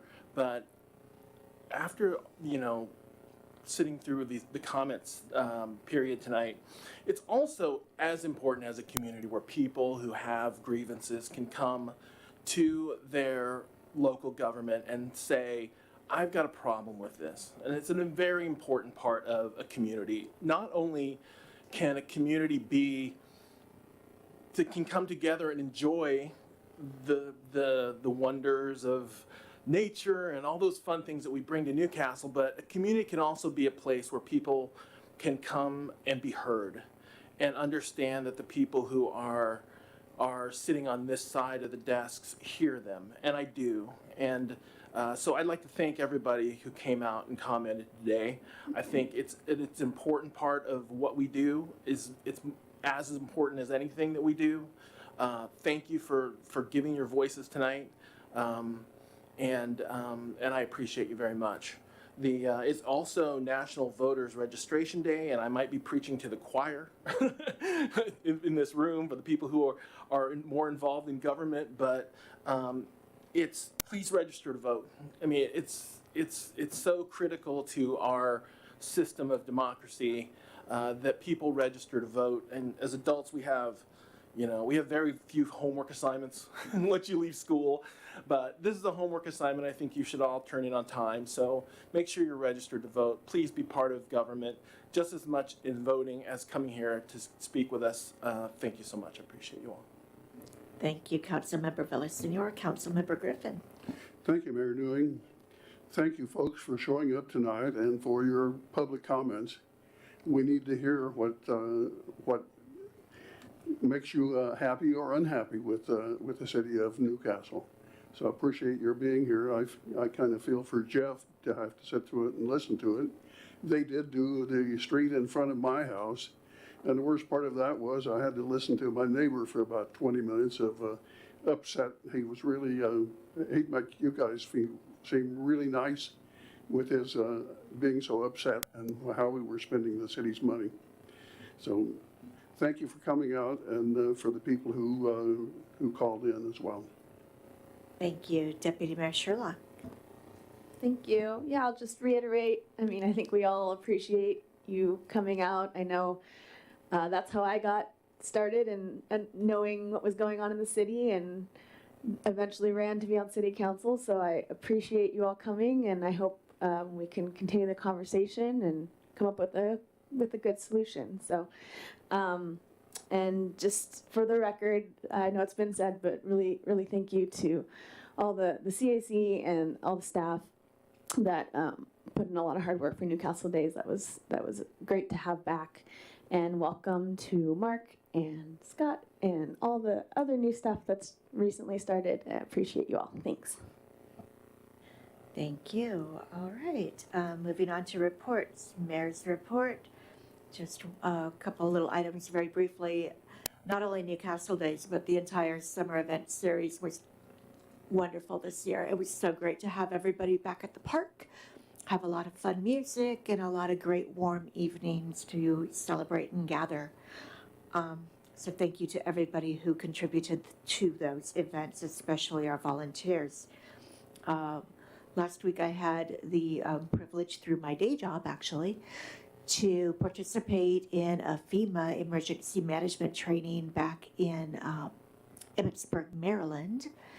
And it was quite spectacular. It was a great experience. And we had, scenarios that were certainly real life to our region. And hopefully they'll never happen because they involved some pretty horrible things like, water shortages or no water, no running water, no clean running water for a number of days. So I hope our community never experiences anything like that. And we're pretty lucky that we're not in hurricane zone right now down in Puerto Rico. And other than that, I have nothing. We will move the meeting along. Council committees, any council committee reports? Councilmember Villasenor? Sorry. Finance Committee will be meeting later this week, actually. Okay. Salary and Benefits Committee, it's kind of that slow time of year, so we have not met. Regional committees, so there are some reports in the packet. Any other regional committees? Councilmember Charbonneau. Thank you, Madam Mayor. Yes, I attended alongside Councilmember Villasenor. I had some good comments, I might add. At the, honestly struggling what to call it, is a meeting of several different transportation groups, including the East Side Transportation Partnership. That is all in your packet. I encourage folks to take a look at that. And then I also attended the Sound City Association Public Issues Committee. And the major takeaways there are that there is openings for regional committees for us as council members to serve on. I would love to see more folks on our council being involved in those committees. Thank you, Mayor Newing and Deputy Mayor Sherlock, for being on some of those committees. And as well, the legislative agenda, there's a call for legislative agendas from cities. I know it's a big conversation we need to be having. I know City Manager Pingle talked with me about that, and please be thinking about that. I encourage folks to chime in as well. What you would like to see in our legislative agenda, interacting with our legislature is very important. And I was onboarded and have my first one tomorrow of the King County Regional Transit Committee, which is confusingly a different transportation committee, but I'm excited for that one as well. Lots of transportation committees. Councilmember Clark, go ahead. Thank you, Mayor Newing. I'm on the Metropolitan Solid Waste Advisory Committee. And also Director Bronze occasionally sets in when I'm absent. But the big thing this year was rate increase for solid waste. So the Solid Waste Division proposed restructuring the rate to include a fixed charge along with the basic fee. So this would have required a lot of cities.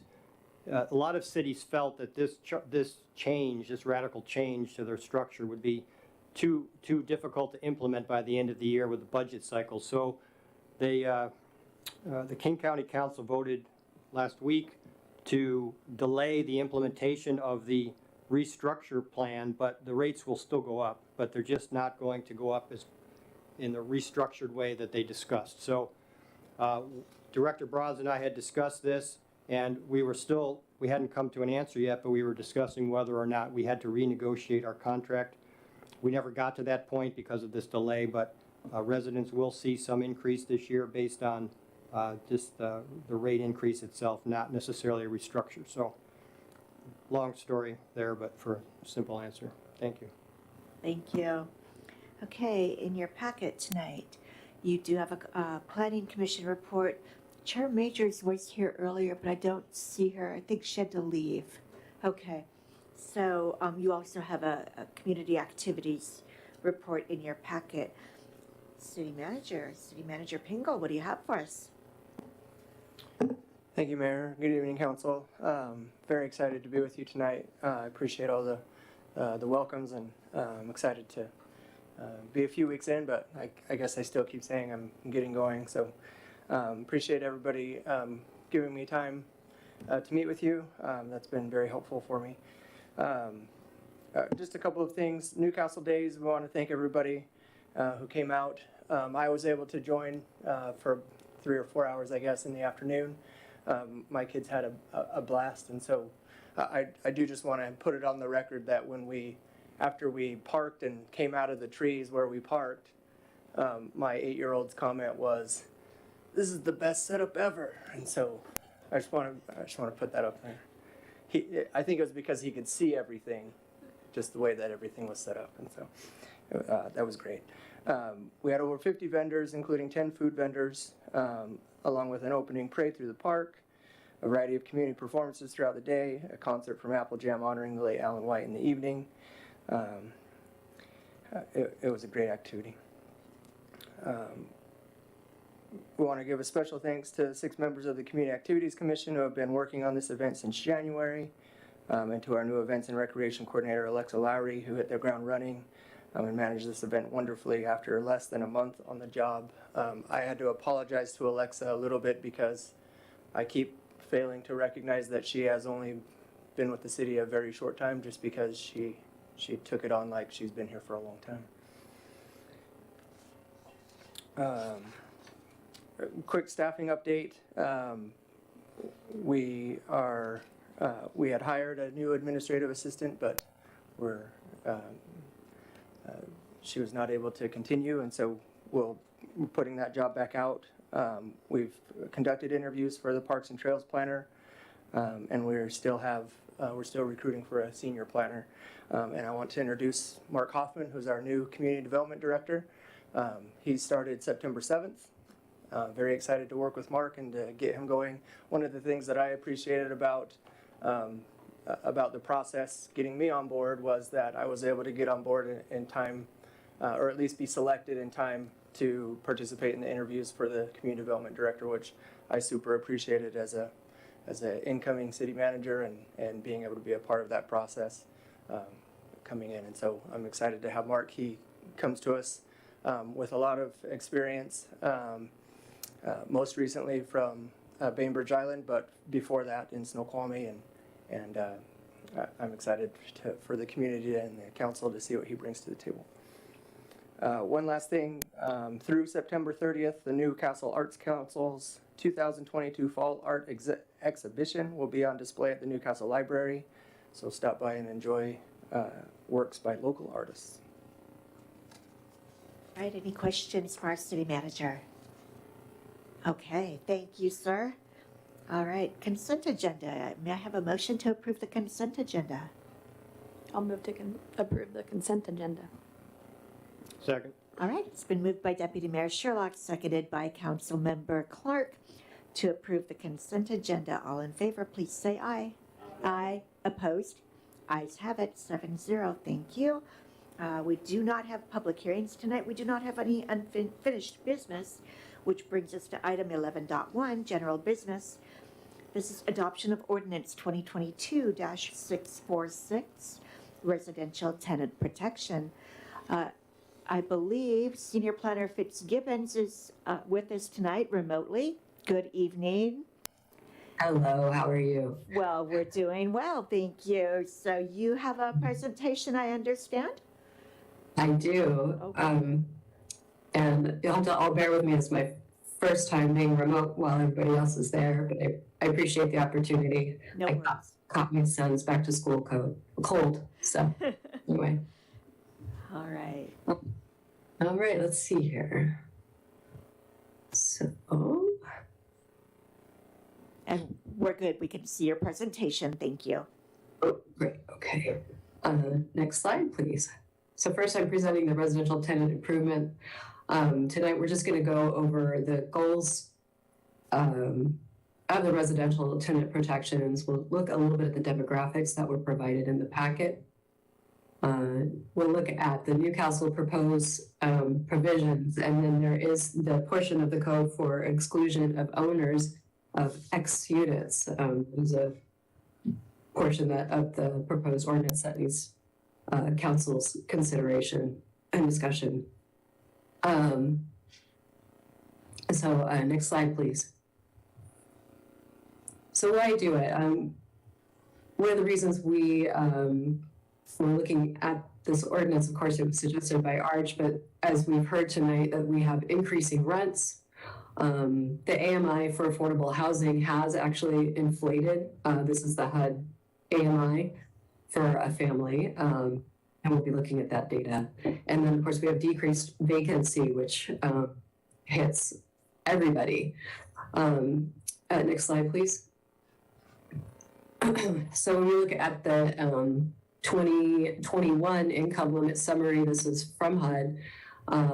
The AMI was $115,700, and then in the next slide, you'll see that it was $134,600. So that's an increase over 1 year of 16% of the AMI. And that's the adjusted median income. Next slide, please. When you look at the data that was provided in your packets, I just put it in visually so you could look at renters in the city. While over 50% of our renters are above the household income of 100% or more of the adjusted median income, our next largest group is actually at the extremely low income. So if you look at that 18.81% in orange there, you can see that our extremely low income is our next largest cohort. Next slide, please. So then we want to look at renters' cost burden. Even renters who have above the 100% adjusted family median income, you can see that they are also cost burdened at above 30% of their income. But of course, a lot of the cost burden comes for those at lower incomes. But about 39% of all renters are cost burdened, and 23% are severely cost burdened. Next slide, please. So just in sum on the data that was included in the packet, about a quarter of Newcastle's households are renters. About 19% of those households are extremely low income, or less than 30% of the adjusted median income. 39% of the renter households are cost burdened, where 30% or more of their income goes to rent. And 23% or so of all renter households are extremely cost burdened, where 50% or more goes to rent.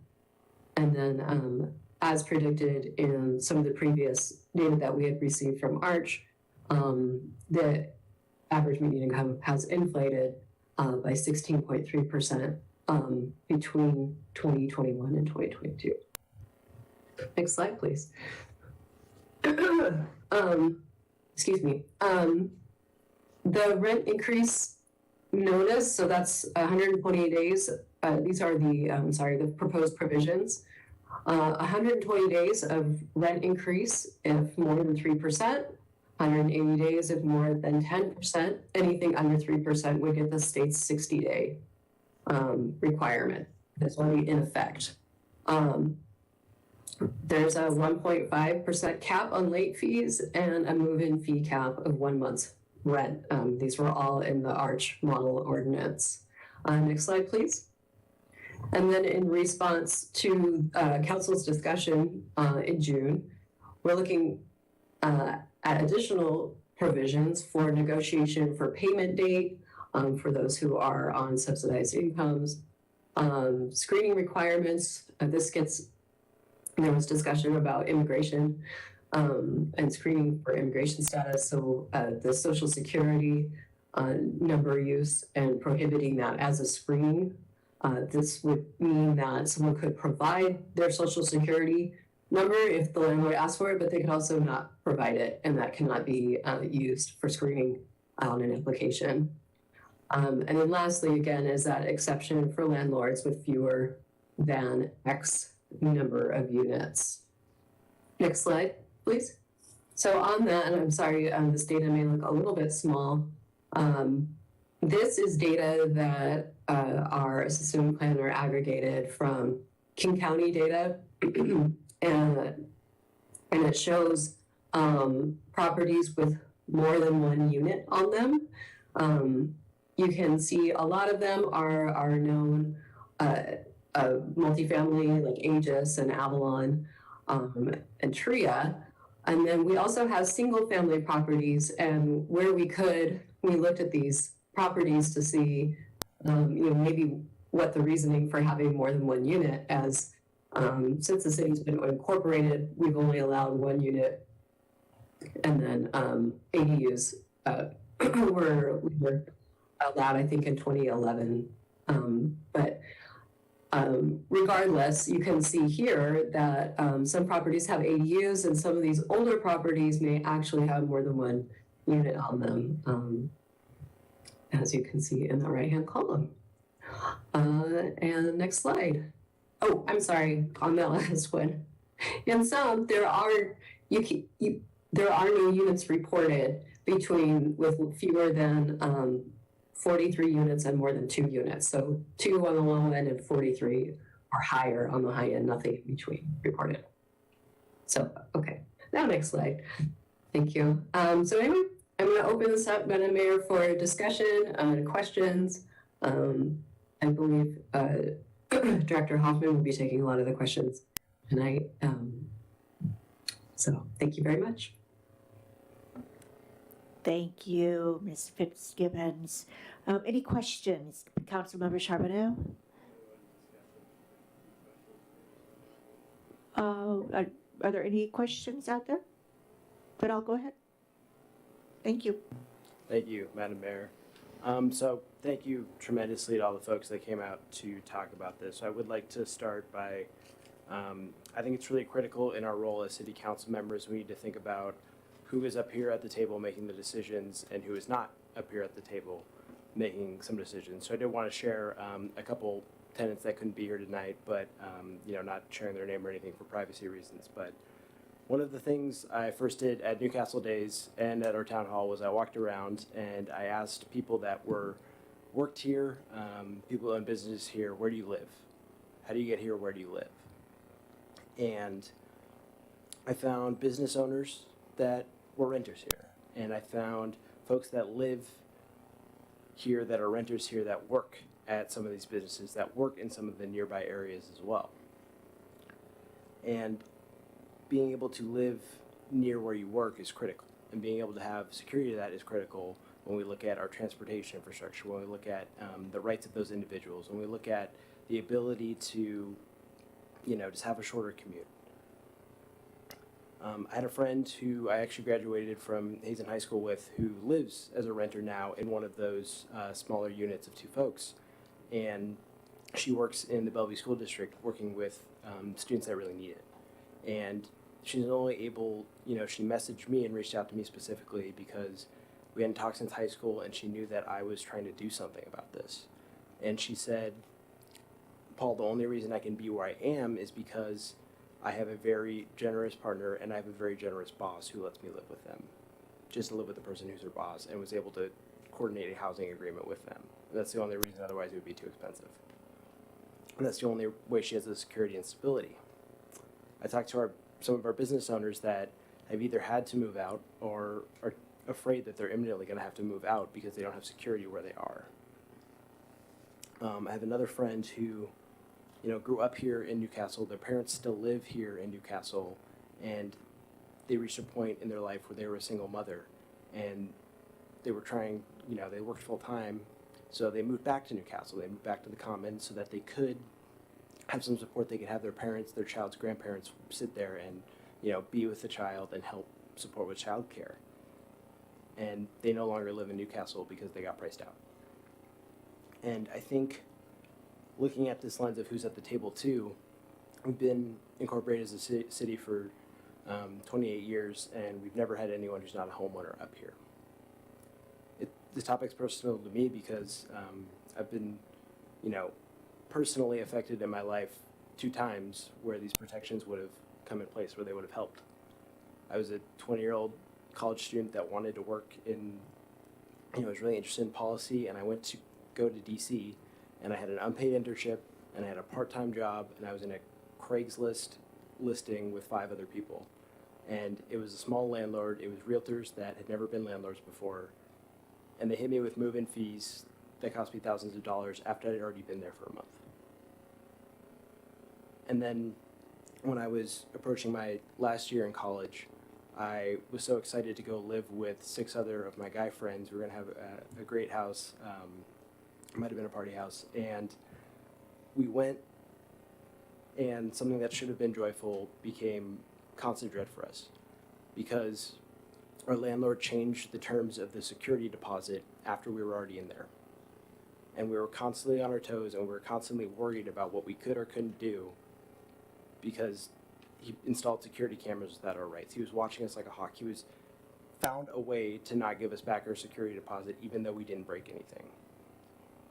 And I come back here now, and I'm sitting here as the only tenant we've ever elected, and I have genuine concerns over whether I can continue to live in this city for the long term.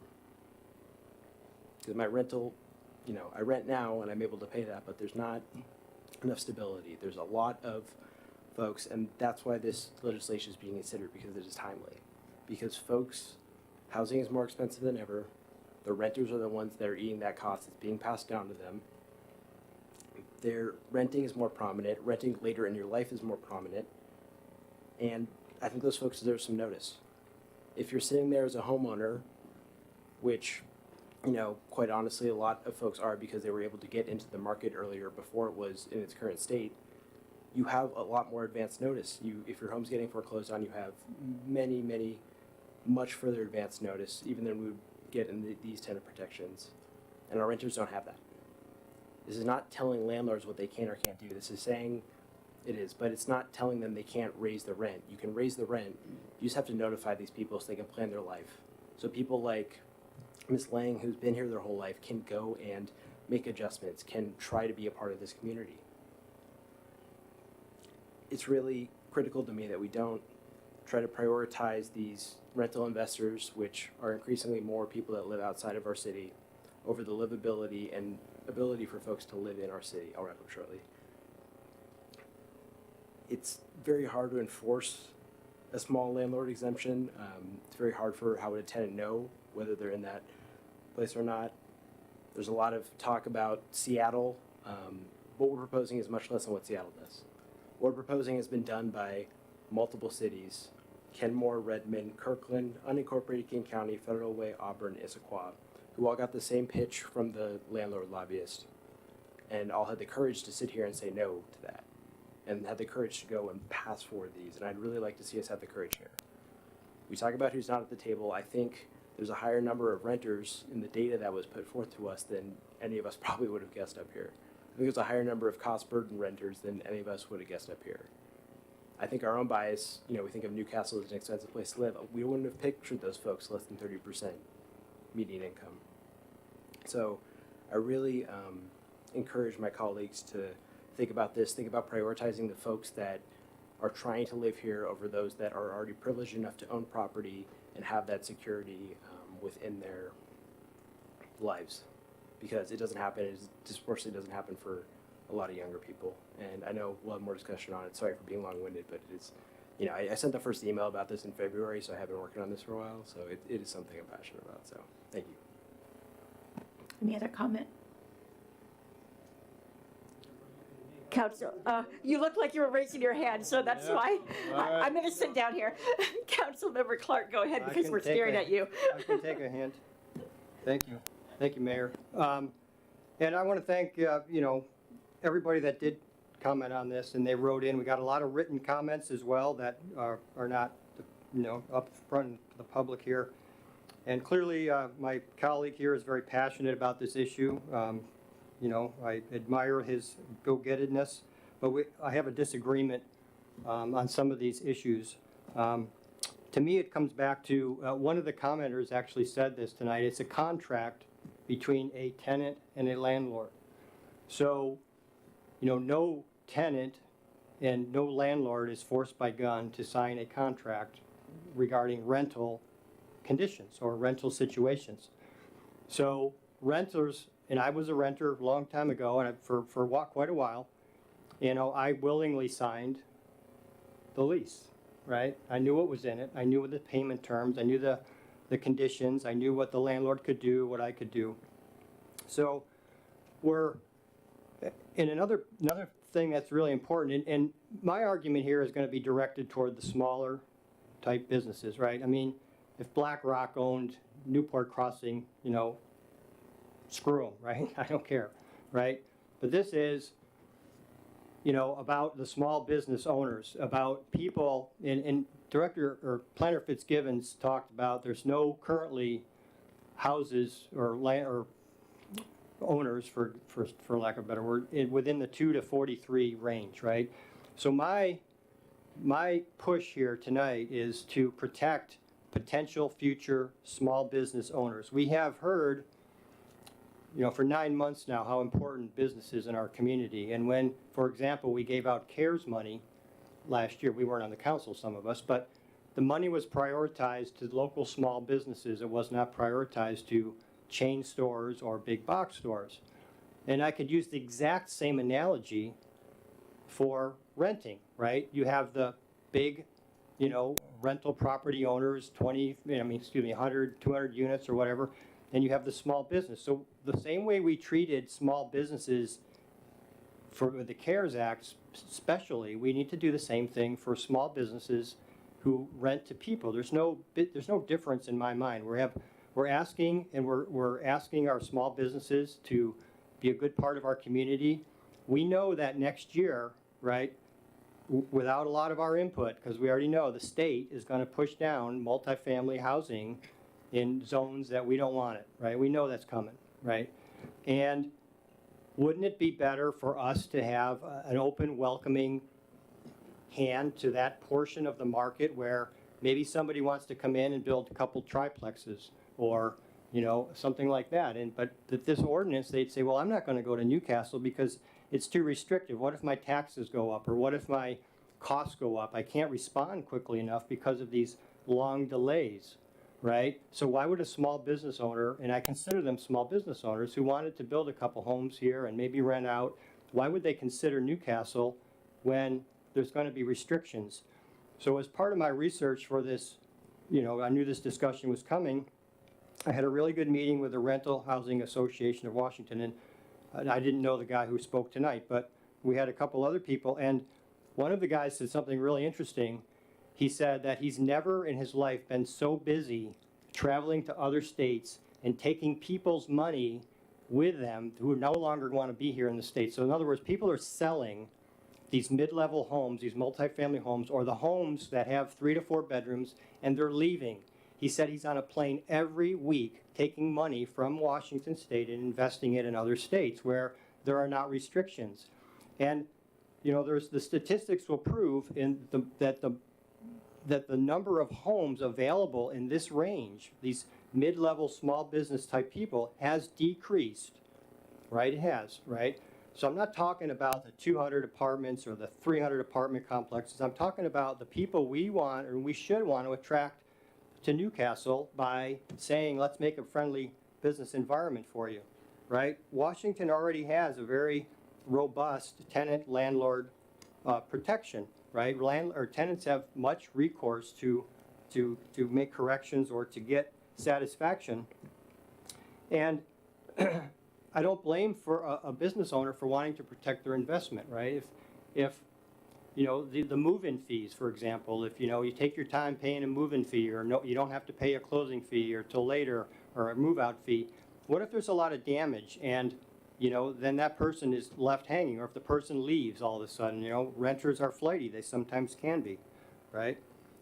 So one of the reasons, in my opinion, right, it's just me talking, is that we have this eviction moratorium for these last few years, right? So landowners are trying to catch up, or homeowners are trying to catch up, right? They were told you can't charge anything, right?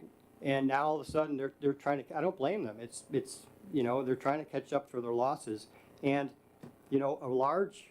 all renters had a long period of time where they did not have to pay money. Now I get it, there were jobs disappeared, there was problems, there was hardships, but if you know you're going to need money for rent, why are you not putting some aside if you're not having to pay it for 2 years, right? I'll come back to what I started with, right? There was a contract,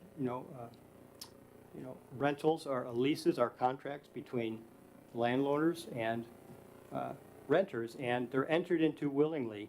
And it's not for us as a city council to tell private property owners how to deal with their, the Washington State has already done a pretty good job of doing that, and it's really not our place to, impose additional restrictions if we want to attract, people to invest in our city.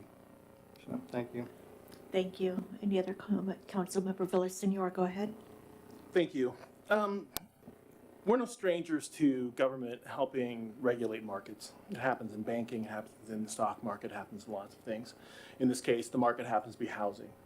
I don't believe in this market that landlords are going to have issues getting renters, but in this market, we see that that renters are the ones who are really at risk.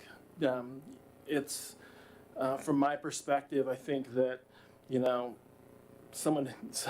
of the commenters made a point that a lot of times landlords they won't raise the rent, but allowing, landlords to be capricious as some sort of hope that they won't raise rent doesn't make sense to me at all. I think it's absurd, but we see rising rent costs. Rent costs are going to increase. I think it's fair that because the burden is on the renter to find housing that works for them, that is affordable for them, that they get as much notice as they can. And I think that these notices make sense to me, especially in this particular market. And I'm not in favor to amend the exception for fewer than X units. I think that if we apply this ordinance, that it should apply to all landlords. And every business has the challenge of trying to predict what their market's going to do from period to period. I think it's challenging for landlords to do that, but in the end, they own the asset. And that asset will continue to produce income for them over the long term, even if they have a break in rental business, simply because Newcastle is a place where people want to live and do want to rent. So I believe the market will bear that out. All right, thank you. Councilmember Lacotia, go ahead, please. So my colleague here mentioned about some of us have the privilege of owning homes. We were not born privileged. When I was his age, I was also renting, and I rented for many years. And it took a lot of hard work and years to own a house.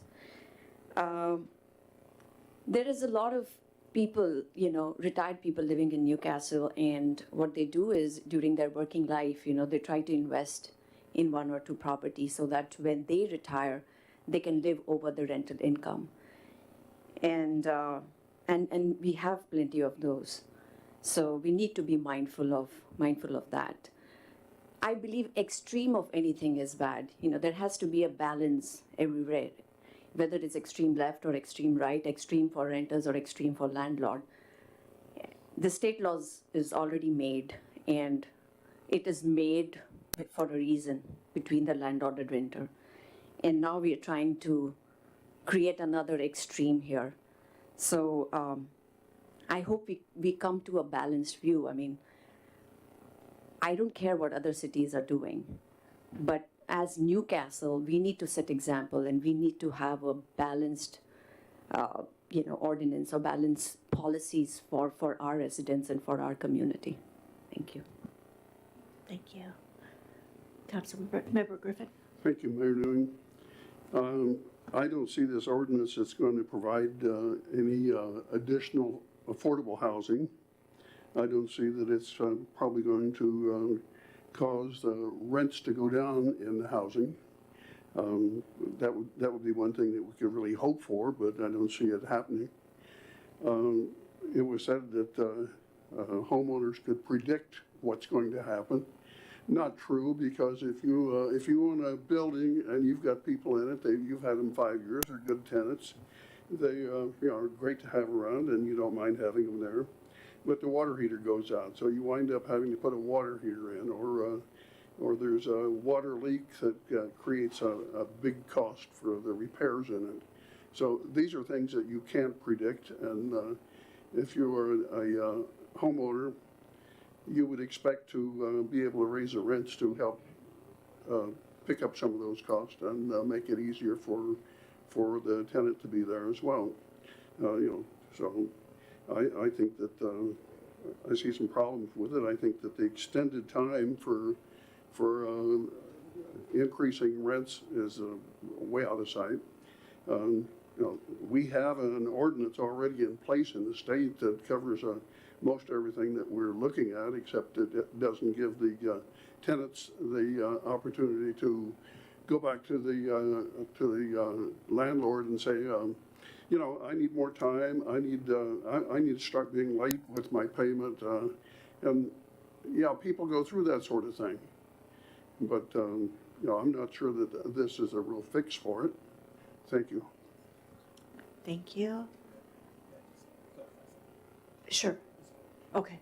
I'd just like to clarify that my statement was every business has a challenge of trying to predict what the market's going to do. I did not say that every business can predict what the market will do. Thank you. Thank you. Let me chime in. Thank you. All right.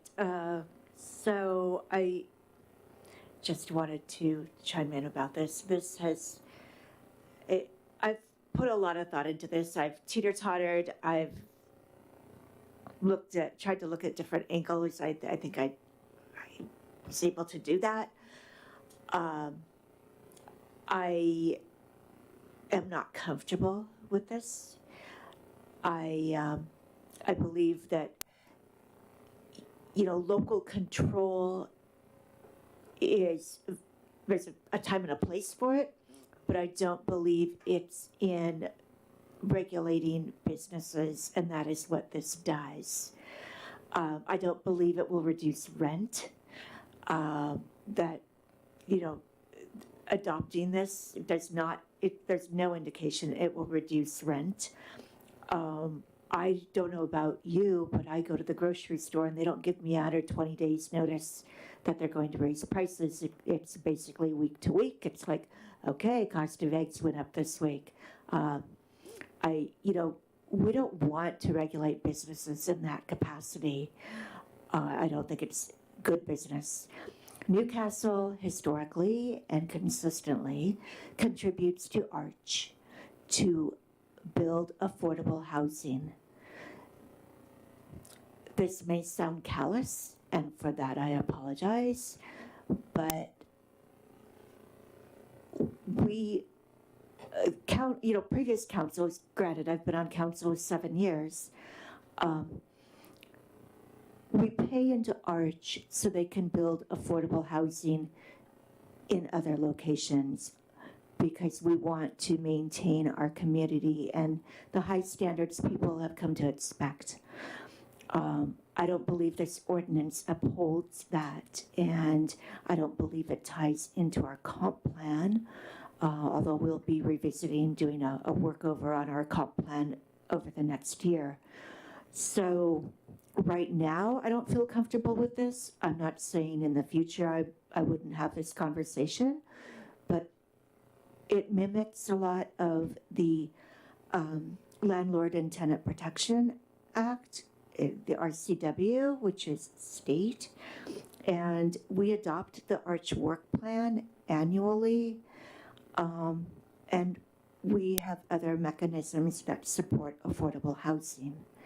So with that, I know Councilmember Sherlock wanted to add something, so go ahead, Councilmember, or Deputy Mayor.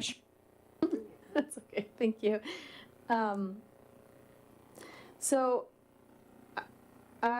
you know what, I'm just gonna start out by making a motion, and I can speak to that motion. So I'm moved to adopt, excuse me, ordinance 2022-646 residential tenant protections ordinance as presented. There's a second. Okay, it's been moved by Deputy Mayor Sherlock, seconded by Councilmember Charbonneau to adopt ordinance 2022-646 residential tenant protections ordinance as presented. Deputy Mayor Sherlock, would you like to speak to your motion, please? Madam Mayor, I have an amendment to the motion. Oh. City Clerk, am I in the right order? I think we need to. Yeah, that's what. Okay. Okay, go ahead. Thank you. Excuse me. So the reason I'm in favor of this is I've read, we've all received a lot of emails. Obviously, we had a lot of public comment tonight. For me, these are really just kind of basic tenant protections, but the reason I'm in favor of them is I think it's really important to show support of a lot of different, you know, residents and constituents, or whatever we want to call them, neighbors. And excuse me, I've run out of water up here, but I think this is one of those things that's, I keep hearing, well, this is already part of the state rules and laws. It goes a little bit further. It's very similar to that, sure, but I do think, and I've kind of said this before in different discussions, but I do think it's important to show that we care about our community and people that may be in different situations than we are. And this seems like an easy way for us to do that could potentially make a really big difference in some people's lives. So it seems like an easy one for me. A couple other points I just want to make. Arch, you know, for those that don't know, Arch is a group that helps with affordable housing and helps. They're a very good resource for the city, and they were the ones that really put together this most of this idea. And I think it's important to listen to those organizations that we say we want to utilize. And so, you know, I think that's another reason to support this, because we say we support them. So that's another reason this just makes sense to me. Another thing that stood out in reading through everything is that there are a lot of, thank you.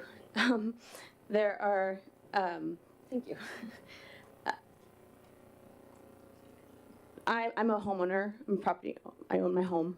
I don't own several properties, but as a homeowner, we get this type of notice.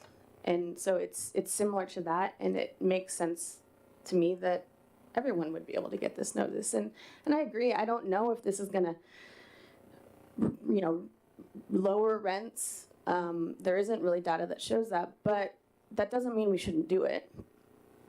It shows support of people in our community that could potentially benefit from this, if, you know, in their lives. And I think that's important to me. I may have more, but that's all that I want to say for now. Councilmember Charbonneau, anything to add? Thank you, Madam Mayor. I'll just comment on a few things. You know, I think it was talked about how we had supported small business and looking at some of these, you know, landlord folks as small business, but that was Newcastle small business. We heard tonight from folks that have landlords that are not Newcastle folks, who, you know, property's a very good investment. It is massive, you know, return on investment. I don't feel like my job sitting up here is to make something that's already a very stable investment even more stable for someone that possibly lives outside the city versus making sure the residents that live here can have security in where they live. Use the comparison, Madam Mayor, of going to the grocery store and looking at items. I can choose not to purchase those items. I can choose to cut down on my spending habits. I can't make that change as swiftly or easily if it's the roof over my head. I can't not have shelter. And this really is a homeless prevention measure, and I'm disappointed for the 39% of folks that are cost burdened and the 23% that are really severely cost burdened, that it's something that is very basic. It's something that is just saying, not handcuffing the landlords, it's saying you get the notice and you'll get more advanced notice so that you can plan your life around it. It's not stopping them from doing anything. It's giving them a heads up is what a lot of this does, and not getting taken advantage of when you're trying to move in or move out, which is one of the most vulnerable times that we all have of where we're going to go, what's going to be next. And I really implore folks to think about that and to think about just these notices are not a big ask. They're really not a big ask. There's a reason a lot of other places have done it, and we should care. We should care about telling our residents we have their back, and we should say that everyone is welcome here, not just the folks who have more money. Okay. Any further comments? Councilmember Clark, go ahead, please. Thank you, Mayor. I just have a comment about, so a lot of our Newcastle business owners are not residents either, and yet we gave them, we treated them as family, like when we gave them CARES money. So I just want to make sure that I understand that landlords may not necessarily live here, but neither do all our business owners. So there's, to me, it comes back to the, apples and apples again, small versus large. Where you live isn't necessarily relevant, in my opinion. Any others? Councilmember Charbonneau, go ahead. I have an amendment, Madam Mayor. Sorry. I don't know if you No, go ahead. So, yeah. I move to amend the ordinance 22-646 to remove section 8.06.020. Try to read Curtis's handwriting. B, or 0.13, and to delete the 19th whereas clause from ordinance 22-646, which contains 3 paragraphs. What that essentially is doing is removing item number 6, the exception for landlords with fewer than X amount of units, and keeping the rest of the ordinance put forward as presented. So do you have that written down? Yes. Second. Because of all the sections, it gets a little confusing. Yes, I had that drafted by the city attorney for. Leave it to legal. All right, and is there a second? Okay, all right, it's, amendment has been made to amend the ordinance 22-646 to remove section 8.06.020B and to delete the 19th whereas clause from ordinance 22-646, which contains 3 paragraphs. Motion was made by Councilmember Charbonneau, seconded by Deputy Mayor Sherlock. Did you want to speak any further to that amendment? I mean, I would like to, correct me if I'm wrong, City Clerk White, on a point of clarification, but if we vote on that amended version, does it go back to consideration of the ordinance as presented, or? So, depending on the outcome of the vote on the amendment, then the question would recur on the main question, which is the ordinance. So if you vote now to adopt this amendment, then the question would recur after this on the ordinance as amended by this amendment. Thank you. No, I think I've spoken quite a lot about why I don't think we should exempt small landlords. So. Deputy Mayor Sherlock, anything to add? No, I'm in favor. Okay. We are, just to clarify, we are voting on the amendment to the main motion, and the amendment is to remove the section 8.06.020B and delete the 19th whereas clause from the ordinance 22-646. All in favor of the amendment? I'm sorry. What does the amendment really do? The amendment removes section 8.06. 020B. Okay, what does that say? It's in the ordinance, Thank you very much. That's and a big it help. deletes the 19th whereas clause from the ordinance. Madam Mayor, Yes. would it be helpful if we Right. read that text? That's all I That's wanted. being suggested to be removed. In the ordinance, yeah, let me find it real quick. Thank you. Okay. Yeah, go for it.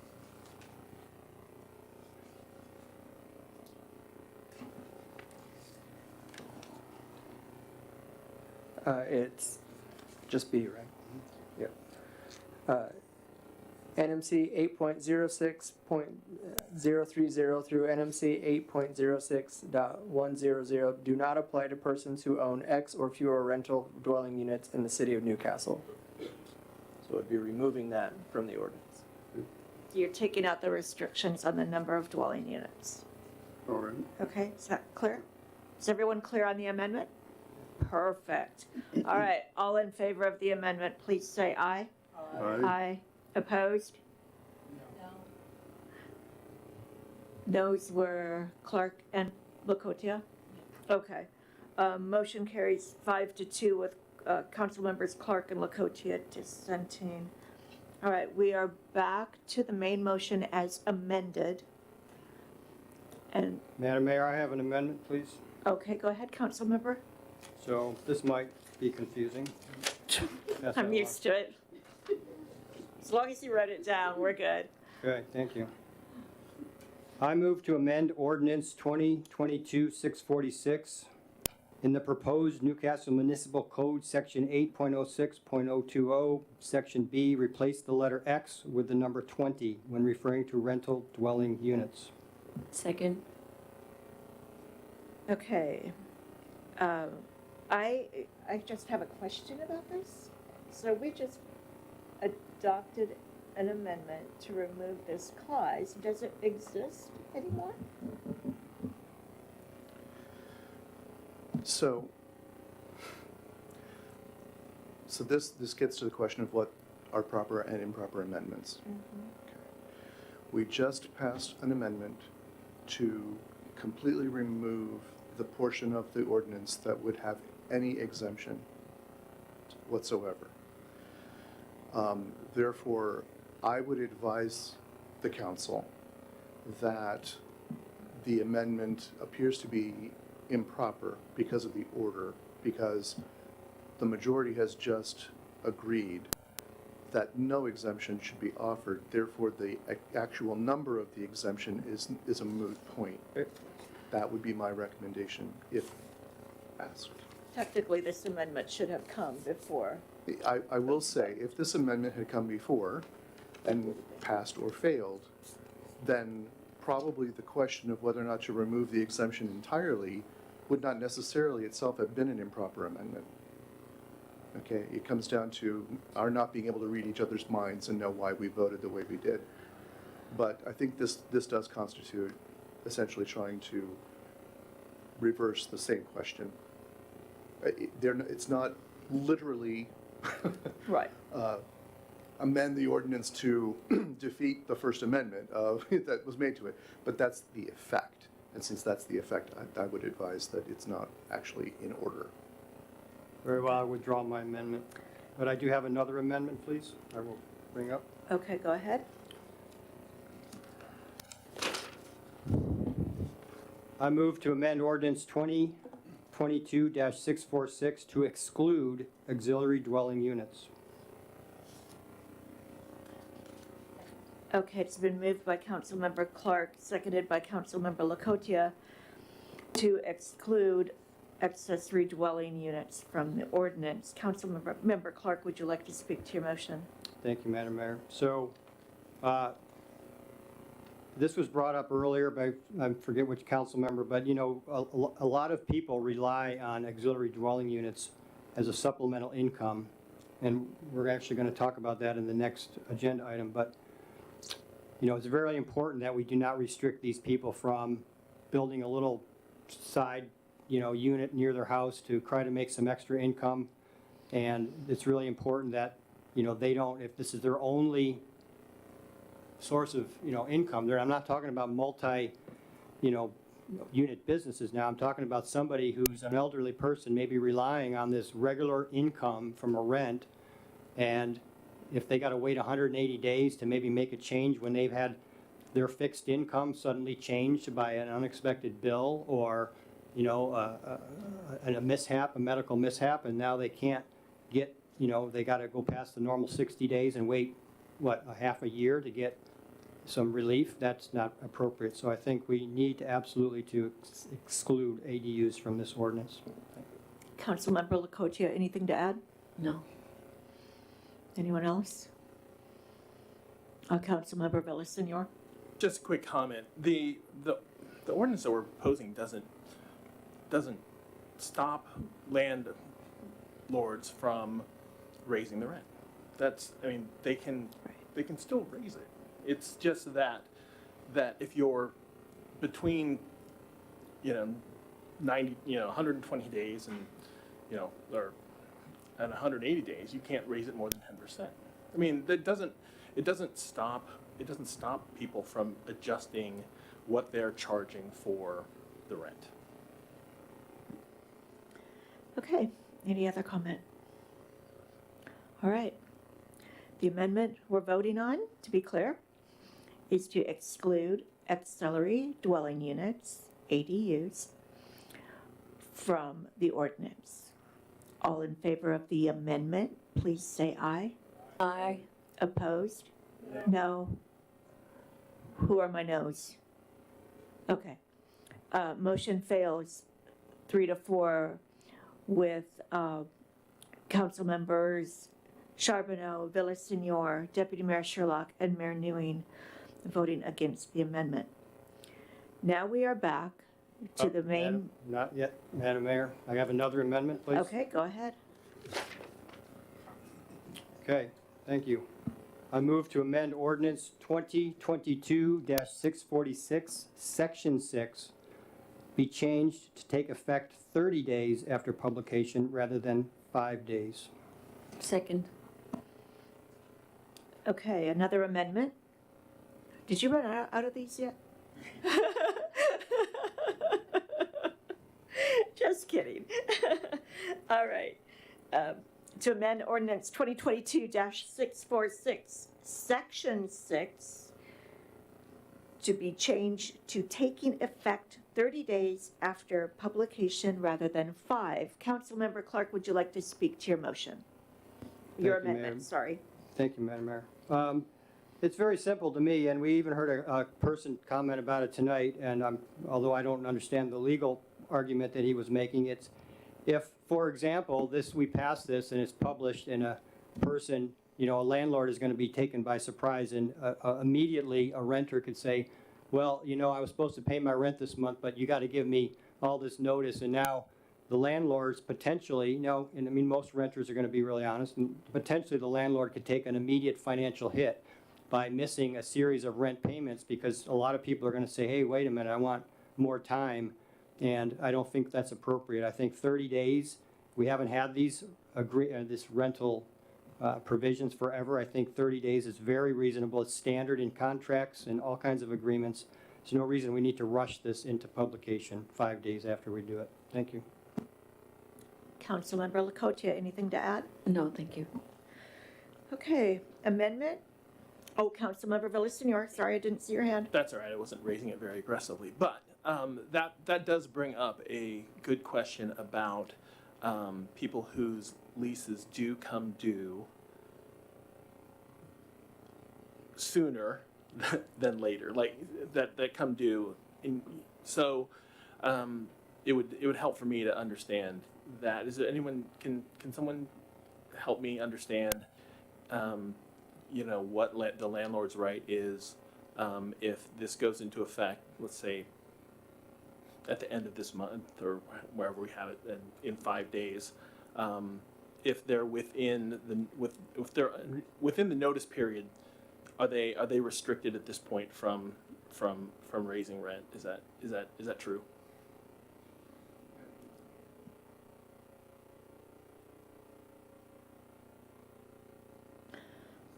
All right. The amendment we're voting on is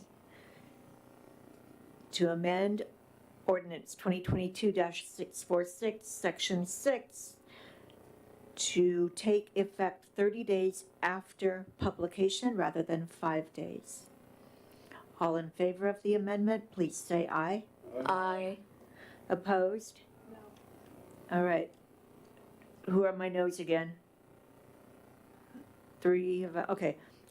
Motion carries 4-3 with Councilmember Charbonneau, Deputy Mayor Sherlock, and Mayor Newing dissenting.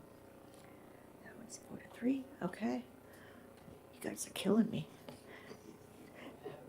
Oh, okay. I didn't mean to take all your forms away. Okay, we are back to the main motion as amended. Please help me out if I overlooked something. During the conversation, we received 3 amendments. One was withdrawn because it was considered not timely. 1 failed, 3-4, and 1 passed, 4-3. I'm sorry, 2 passed, 4-3. So we had 4 amendments. The motion we are voting on is to adopt ordinance 2022-646 as amended to remove section 8.06.020B and delete the 19th whereas clause, and amend section 6 to take effect 30 days after publication rather than 5 days. Everyone clear? These really help, thank you. All in favor, please say aye. Aye. Opposed? No. No. Okay, motion fails 4-3 with Councilmember Clark, Lakotia, Griffin, and Mayor Newing dissenting. It failed, the motion failed. Okay.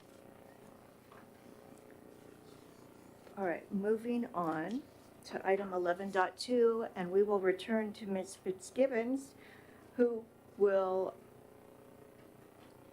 the next item is adoption of ordinance 2022-645, housekeeping amendments to Newcastle Municipal Code 2022. Good evening. Hi again. Okay. Excuse me, I'm gonna try scaring my screen. Oh, sharing my screen here.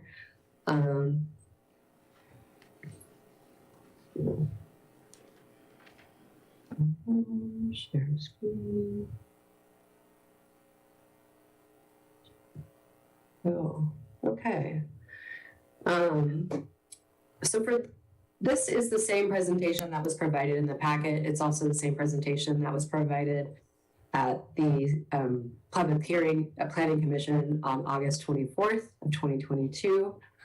I'm going to invite council members to, I can't see you right now, so I'll just give a pause at the end of each section and ask you if you have any questions about the section that I am discussing, because I think it's easier to talk to in each section. So the purpose of these housekeeping amendments is their minor nature. They're supposed to be non-controversial.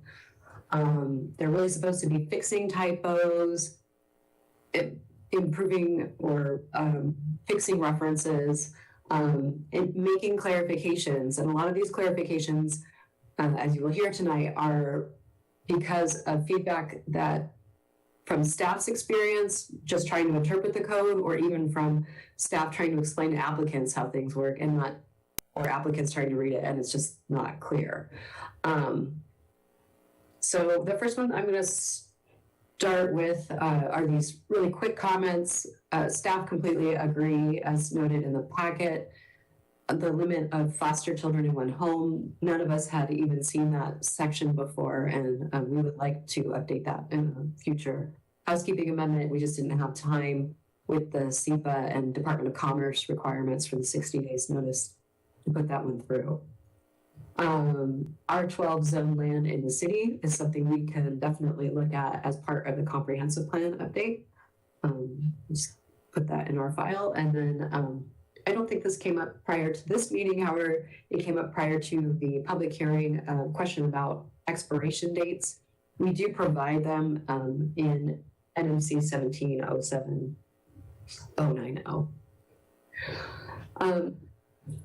So the open space questions, staff's intent here was to provide very clear definitions of what open space is versus what a critical area is. The open space staff, from looking at, or the open space definition, hasn't been updated since 2005, whereas the critical areas definition was updated in 2016. There was some confusion between the two because open space, while it may include critical areas, is also geared towards recreational uses and, or appears to be, and the critical areas obviously are for preservation. As mentioned in the packet, you can have some recreational trails as long as they're not paved and meet other standards, but for the most part, those are really put aside for passive uses. One example we gave was when we have people, we've had several applicants come in, as you heard during the Heemstra project, looking to do PUDs in the city. And so by the PUD requirement of 35%, and this is sort of the history of this ordinance, staff weren't clear, oh, sorry.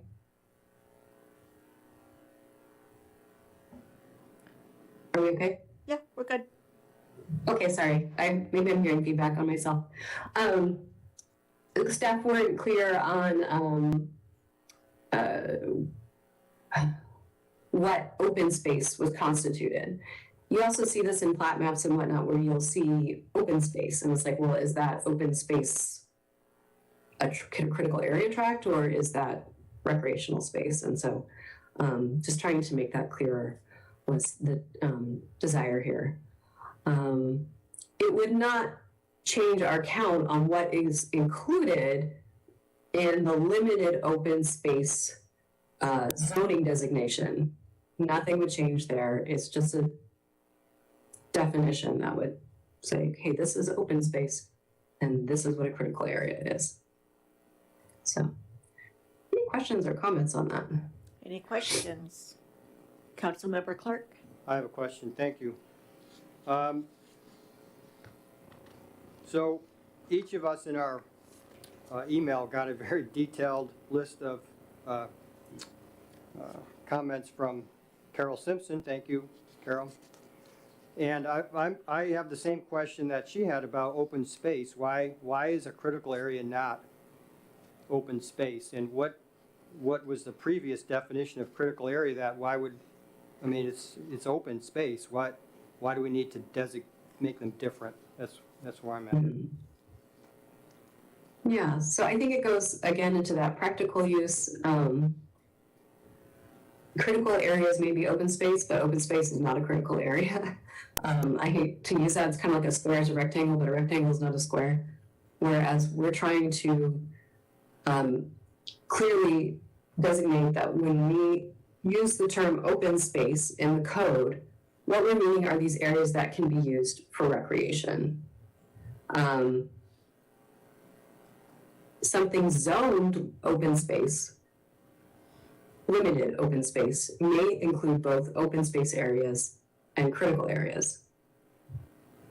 But by having a more distinct definition, we're able, when we look at a plan set, to say, okay, this is open space, so this is meant for recreation. This is a critical area tract, that's meant for critical area. It's the practical application where it gets a little bit fuzzy. Does that help? I might get back to you on that one. Okay. You go keep. And I don't see any further questions, so go ahead. Okay. The neighborhood business zone, I appreciated Ms. Simpson's analysis on the definition and the intent. However, I did want to point out that this use table is staff's ability to say this use is or not allowed. So if you look at like mixed use here permits multifamily housing. The neighborhood business zone, which is just this one lot, does not permit multifamily housing at this time. Staff's intent was to make the densities and dimensions meet this use table. Regardless, right now, we can't allow a multifamily unit to be built because of the use table. Staff thought in order to clarify this, we would bring this down to these, we would remove the dwelling units and keep this table as is, because it's a much more contentious issue, requires a lot more thought to,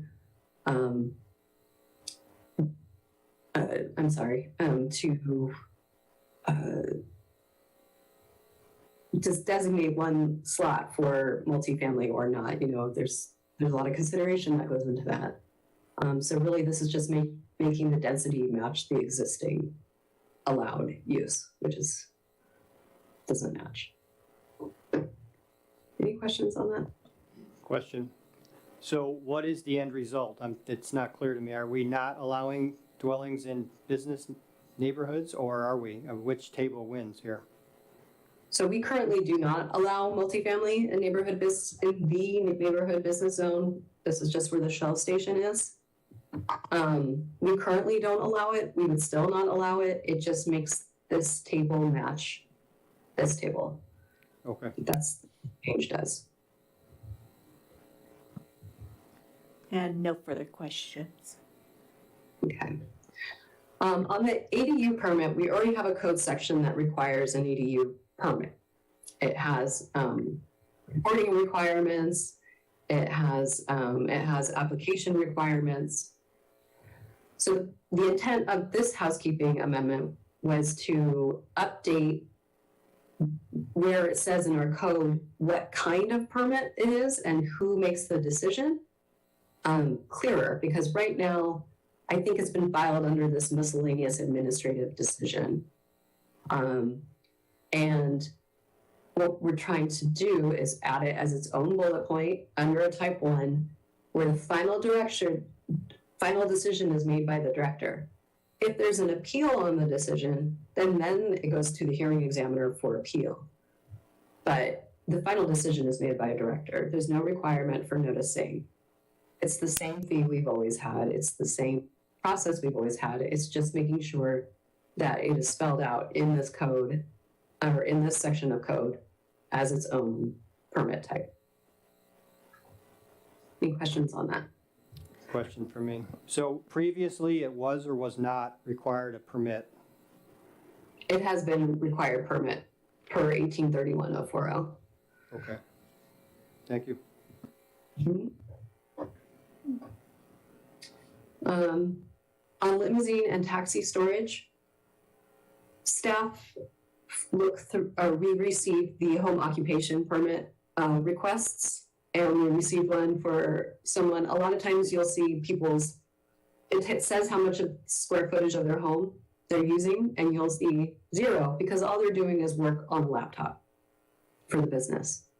We received this for limousine and taxi services, and it got staff thinking, well, maybe it's not fair to outright limit the business itself, but the storage of vehicles. And a lot of our home occupation code talks about, limiting, being able to see it from the outside, only having one vehicle for a type. There's multiple types of permits. If you have over an acre, you're able to have what's called a home industry permit, and that's a whole other thing. but for most part, you're not supposed to have more than 2 or 3 employees. You have to go through a vetting process in order to even have that. But the baseline, like I want to do administrative work at home, is something that we approve and deny through the state system. So this opens up limousine and taxi services to be able to be administered out of the home, but you've got to store your vehicles elsewhere. And this was discussed during planning commission as well, with some of the commissioners noting that they wouldn't want to see, for example, a bunch of vehicles outside of people's homes. But notwithstanding that, it seemed fair to open it up to the administrative portion, whereas storage of vehicles would be a larger discussion. Any questions on that? Okay. No, hold on. Did you, Councilmember Villasenor? Oh, okay. No questions. We're good. Thank you. Walls on lots. Okay, I'm doing my best to explain this. I am not an engineer by training, but I have been working closely with our building official, Crystal Kolke, our geotech engineer, and our design review engineers, who have all weighed in on this code. And the way the code is currently written requires, so let's pretend this red line is the lot line. If you want to build a wall on the downside hill of the lot, you also have to build it so that it's not supporting earth on an adjacent lot per this code section, which would mean you would end up, if this is the lot line, this is the wall, you would build it on the downhill side of the wall or lot line, and you're going to end up pushing that lot line out along this angle of repose, so that it no longer holds weight or produces a surcharge onto the wall from the neighboring property. In which case, you're not building a wall any longer on a lot line, you're building it downhill from the other lot. Here, we're building it uphill, which we have suggested after we received comments the first time about how it was unclear, the lot user was very unclear, so we changed that to uphill lot prior to the public hearing. So it would need to be built on the uphill lot in order to be consistent with not supporting earth on an adjacent lot. So if you're producing a surcharge from this land, then you are also able to fix it if it's on your property and there's too much surcharge on the land. Any questions on that? No wall questions. No wall questions, okay. Phew. That's what I had. I don't know if there are any questions from the rest of the items in the packet. I'd be happy to take those questions though. Any questions for Planner Fitzgibbons? Thank you. We miss you here tonight. I miss being there. I don't see any questions. Okay. Okay. Thank you. All right. Any motions out there? Councilmember Villasenor. Yes, I move to adopt ordinance 2022-645, the 2022 housekeeping amendments as presented. Second.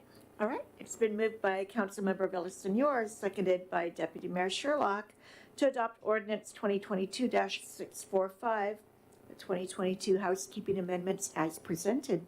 Councilmember Villasenor, would you like to speak to your motion? And Deputy Mayor Sherlock. You guys are an easy crowd.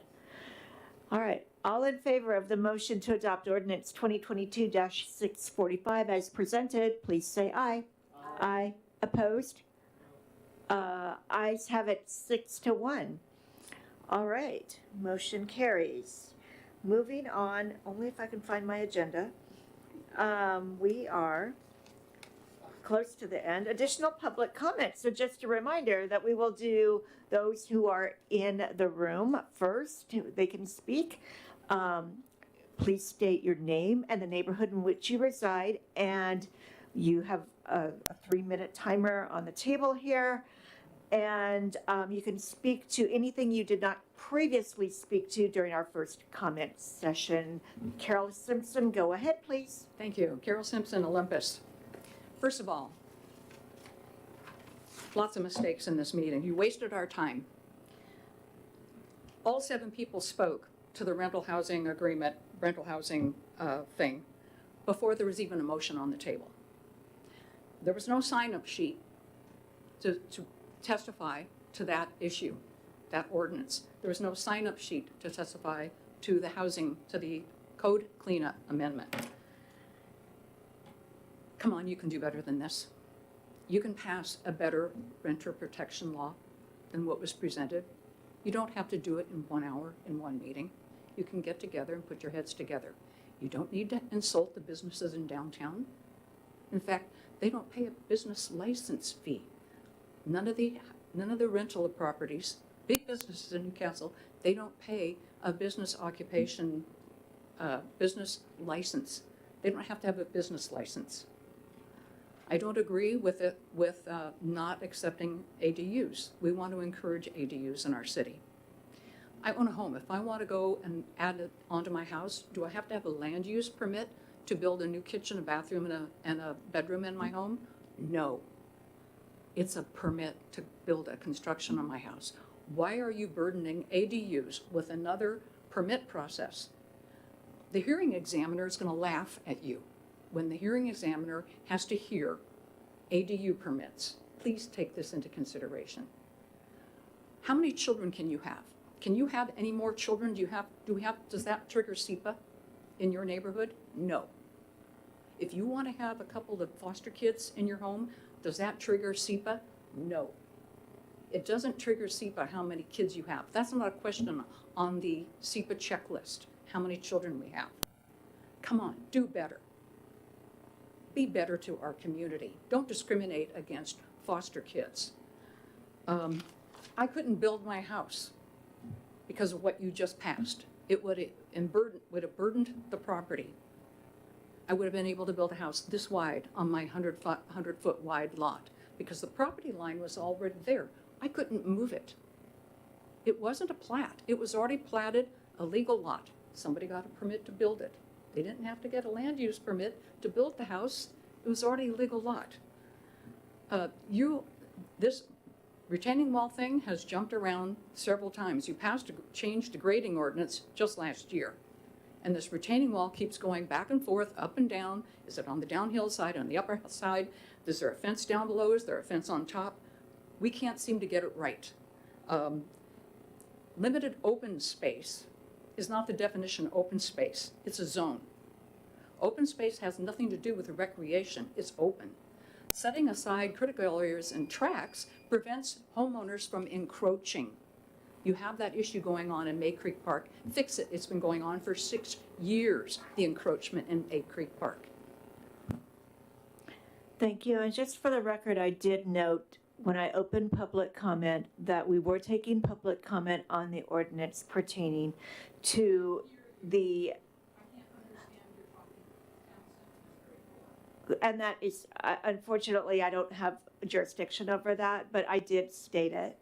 So anyone else with public comment in the audience? And how about virtually? All right, I will close the public comment. Plating calendars, City Manager Pingle, this one's all yours. Thank you, Mayor. I'll just hit some highlights for October. A couple of things from staff, a CIP update, police crime update. We'll have a new appointment to the Community Activities Commission. Of note, we pushed back the Lee Bima Development Agreement as that continues to be in the hands of their and our attorneys.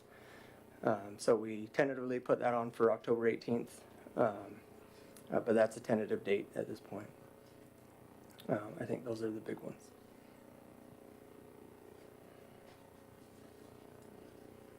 Any questions on the planning calendar? Yes, Mayor, I have one. Councilmember Clark, go ahead, please. Thank you, City Manager.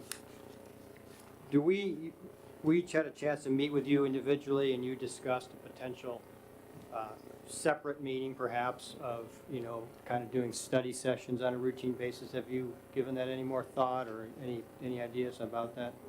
I certainly have, and I've been able to talk with each of you. I haven't been able to meet with Chris yet, but everyone that I've talked with, we've touched on that some. I do think that's a conversation that the council as a whole needs to have as far as what direction we want to go. Just maybe selfishly, I would love to get through our executive session on the 4th, which deals with my performance, before we kind of decide on how we want to move forward with that. But that's just so that I have clarity and there's at least agreement between the council and myself as to my performance and what the expectations are. So. Thank you.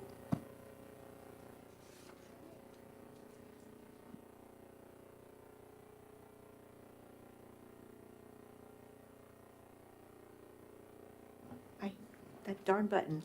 So anyway, no further questions on the planning calendar.